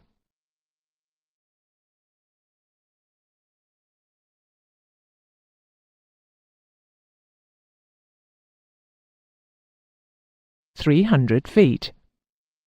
So, we have 1 minute to touchdown and we're at 300 feet. We need a rate of descent of 300 feet per minute. Now assume that we've graduated from training and we're in a regional jet. The approach airspeed is 130 knots, and again we've got 10 knots down the runway.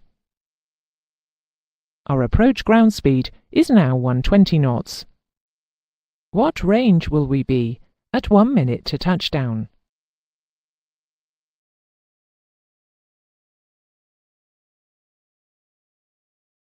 $2 miles. So with a 3-degree glide slope, what height do we need to be?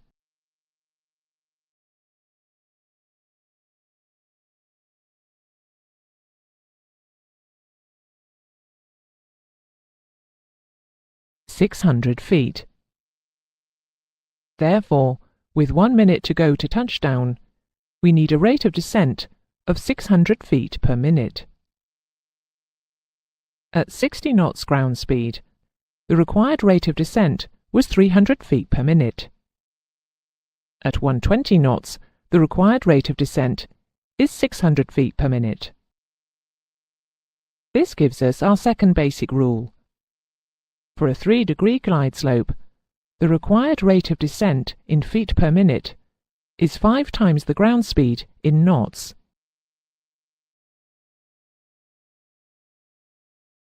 What if the glide slope angle is not 3 degrees? How will this affect the required rate of descent? The easiest way of dealing with this is to work it out for 3 degrees and then factor it for the required glide slope angle. For example, What rate of descent do you need to maintain a 4-degree glide slope at a ground speed of 100 knots? For a 3-degree glide slope, it would be 5 times 100, 500 feet per minute. So, for a 4-degree glide slope, it will be 500 times 4 over 3, which is 667 feet per minute. Call it 670 for practical purposes.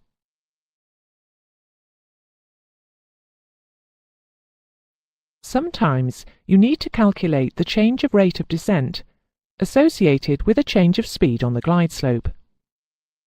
The rule is simple enough. If you decrease ground speed, decrease the rate of descent. If you increase ground speed, increase the rate of descent. However, it can be confusing if the change is given in terms of headwind. An increase in headwind is a decrease in ground speed. So if the headwind increases, you need to decrease the rate of descent.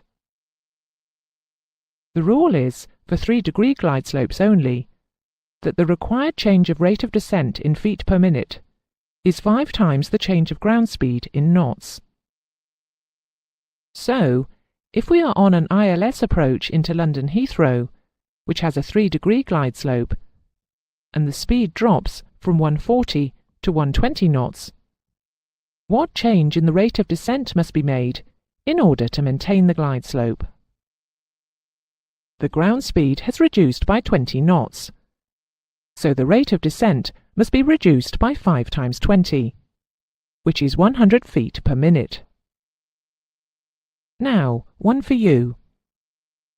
You are approaching London City Airport, which has a 5.5-degree glide slope, and the headwind increases by 10 knots. What adjustment do you need to make to your rate of descent?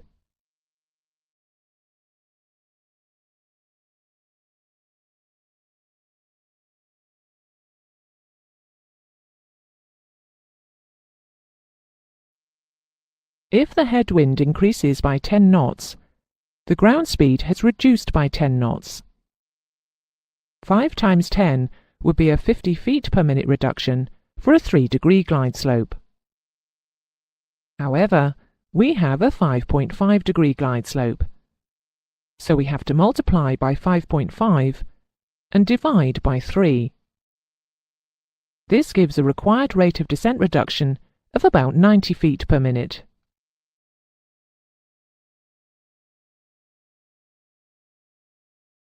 The information required to be able to fly an ILS approach is contained in an approach plate for the airport. Here is an approach plate for Oxford's ILS DME NDB for runway 19. It is possible to make a straight-in approach from the north, but coming from the south requires a procedure turn, which is slightly more difficult. As we look at the procedure turn, we need to define some terms, starting with the arrival segment. This refers to that part of the flight from the last airway reporting point to the initial approach fix, labelled IAF on the chart. If the aircraft is not coming from an airway, then it is that phase of flight approaching the initial approach fix. The initial approach fix, labelled IAF on the chart, marks the start of the procedure. Unless the IAF is approached from within 30 degrees either side of the centre line, the aircraft would first have to go into the hold pattern and could not adopt the no delay approach. If the approach involves a procedure turn, as on the Oxford plate, the initial approach fix will be an NDB, as in Oxford, or a VOR. Here, we see that the aircraft must be at 3,500 feet above the IAF.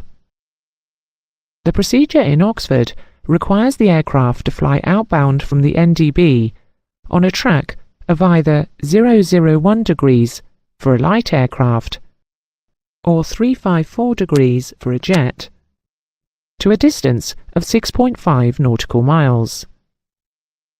This phase of the flight is called the initial approach segment. It also requires a descent to not below 1800 feet on the QNH or 1542 feet on the QFE, as we see in brackets. Notice that at this height the aircraft is below the glide slope and will therefore be able to intercept it from below. From 6.5 miles out, the aircraft has to turn to intercept the inbound 194-degree radial, which is the final approach track. The intercept should normally be at 45 degrees, which means that the aircraft will be on a track of 149 degrees. 194 degrees minus 45 degrees. The aircraft must be established before it starts the glide slope descent at the final approach fix, or FAF, denoted by a Maltese cross at 4.7 miles from the threshold. Up to the FAF is called the intermediate segment. The final phase of the flight, called the final approach segment, is from the final approach fix to the missed approach point, or MAP, which is at a specified height, depending upon the type of approach. By the missed approach point, the pilot should have the necessary visual cues to proceed, such as seeing the threshold lights. If the visual requirements cannot be met at the missed approach point, the aircraft must go around and carry out the missed approach procedure, or divert to an alternate airfield. We can now put these segments together.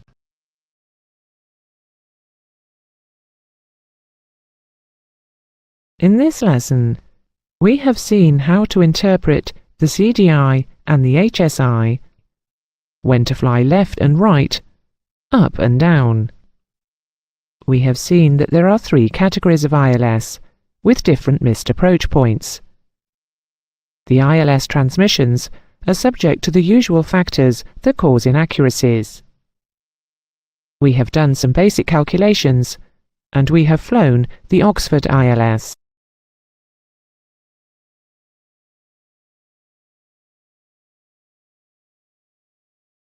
The Microwave Landing System, MLS, was designed to replace the ILS with an advanced precision approach system that would overcome the disadvantages of the ILS and provide greater flexibility for its users. In 2009, London Heathrow was the only civil airport using the system. Advances in another landing system, the Local Area Augmentation GPS system, may, however, influence the decision of other airports, especially in the USA, as to whether or not to introduce MLS. The universally installed ILS has several disadvantages. These are: there are only 40 channels available worldwide. The azimuth and glide slope beams are fixed and narrow. As a result, aircraft have to be sequenced and adequately separated, which causes long delays. There are no special procedures available for slower aircraft and short takeoff and landing aircraft. ILS cannot be sighted in hilly areas, and it requires large expanses of flat, cleared land to minimize interference with the localizer and glide slope beams. Vehicles, taxiing aircraft, low-flying aircraft and buildings have to be kept well away from the transmission sites to minimize beam bending. It suffers from FM broadcast interference. The MLS has the following advantages over the ILS. It is not subject to sighting problems, and because of its small size, can be sighted on the taxiway side of the runway. It operates in the SHF band, and so is not affected by ILS or FM transmissions. 200 channels are available, 5 times the number available for ILS. It is available to light aircraft, helicopters, and short takeoff and landing aircraft. Further advantages are that aircraft can choose various approach routes. Landing delays in poor weather are reduced. Installation costs are much lower. It has a built-in DME. Equipment failure is indicated by flags. Flare and back azimuth functions are possible, but not currently implemented. The azimuth coverage is much greater than conventional ILS. It is 40 degrees either side of the runway QDM, and it extends out to between 20 to 30 nautical miles, and up to a height of 20,000 feet. The elevation transmission provides a wide range of glide slope angles, from 0.9 degrees up to 20 degrees. And as the elevation signal extends through the whole of the azimuth coverage, it provides precision glide slope guidance at all points where azimuth guidance is available. Aircraft are therefore able to make an offset approach. That is, they can join the approach procedure as close as 2 nautical miles from the airfield. This allows greater traffic flow, quicker approaches, and may improve noise abatement. A secondary system is provided to give go-around and departure guidance up to 20 degrees either side of the runway direction, up to 15 degrees in elevation, to a height of 10,000 feet and with a range of 10 nautical miles. An additional advantage of MLS is the ability of the system to transmit auxiliary data such as station identification, which always starts with M for MLS, system condition, runway conditions, wind shear and weather. The ground components define a coordinate system in space, and the aircraft's position in this reference frame is fixed by airborne equipment. The 3 space coordinates are azimuth angle, elevation angle, and distance from a reference point on the airport, and they are generated by separate subsystems. The forward azimuth subsystem is located beyond the runway stop end, on the extended centerline and radiating in the approach direction. It defines azimuth position. The elevation subsystem, located to one side of the runway and also radiating in the approach direction, defines the elevation angle. A DME beacon is co-located with the azimuth element, and it supplies slant angle distance from that point. The range of these systems is approximately 30 nautical miles. A missed approach azimuth subsystem, located ahead of the runway threshold and radiating towards the stop end, provides guidance for missed approach maneuvers. A flare subsystem near the elevation element is designed into MLS, but ICAO have stated that it is not intended to be implemented. The airborne equipment is designed to continuously display the position of the aircraft in relation to the pre-selected course and glide path, along with distance information during approach as well as during departure. Aircraft fitted with MLS equipment, such as Airbus, will display the information on their electronic navigation screen. The display is similar in principle to the ILS, in that it shows if the aircraft is too high or low. However, it is different from the ILS in that the indications of right or left are given relative to the selected course. So here, for instance, we initially get a command to follow the offset course until we are in line with it. The indication we see here is turn left, because the runway is left of the aircraft's course. The receiver control unit looks like this. Alternatively, in order to receive ILS, MLS and GPS transmissions, aircraft are equipped with multi-mode receivers and a combined control unit for ease of use by the flight crew. The system is very accurate, giving a minimum 95% lateral accuracy of no more than 20 feet either side of the centerline at the approach reference datum, which is 50 feet above the threshold at the centerline. ICAO recommend an accuracy of 13.5 feet.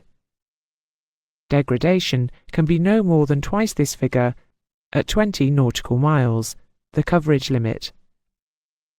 The vertical accuracy at the same datum is plus or minus 2 feet, and at 20 miles degradation must be no more than 0.2 of a degree on a 3-degree glide slope.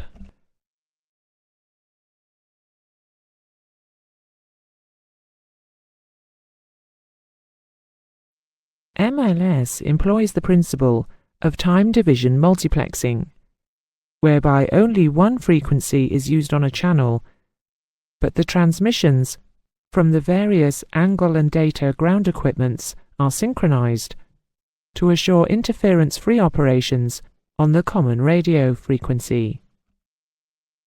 Azimuth and glide slope location are both achieved in the same way, by the use of time-referenced scanning beams. The azimuth beam starts its two-sweep at one extremity of its total scan and travels at a uniform speed to the other extremity at a scan rate of 13.5 scans per second. It then starts its fro scan back to its start position. The time interval between the reception of the to and fro pulses is proportional to the angular position of the aircraft in relation to the runway on course line. So, the maximum time interval between the passage of the to and fro beams would be measured when the aircraft is at the extreme left of the coverage, and minimum time when the aircraft is at the extreme right-hand edge of coverage. The same principle is used for the elevation calculation, but the scan rate is 40.5 scans per second. The distance of the aircraft from the threshold is provided by DME. For Cat 2 and Cat 3 approaches, a precision DME, DMEP, accurate to within 100 feet must be available.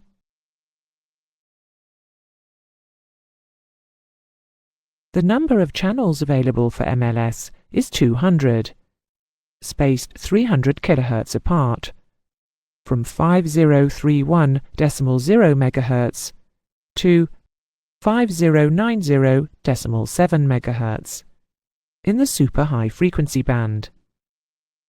The wavelength is about 6 centimeters. Since the basic technique is that of time multiplexing, all functions can take place on a single channel.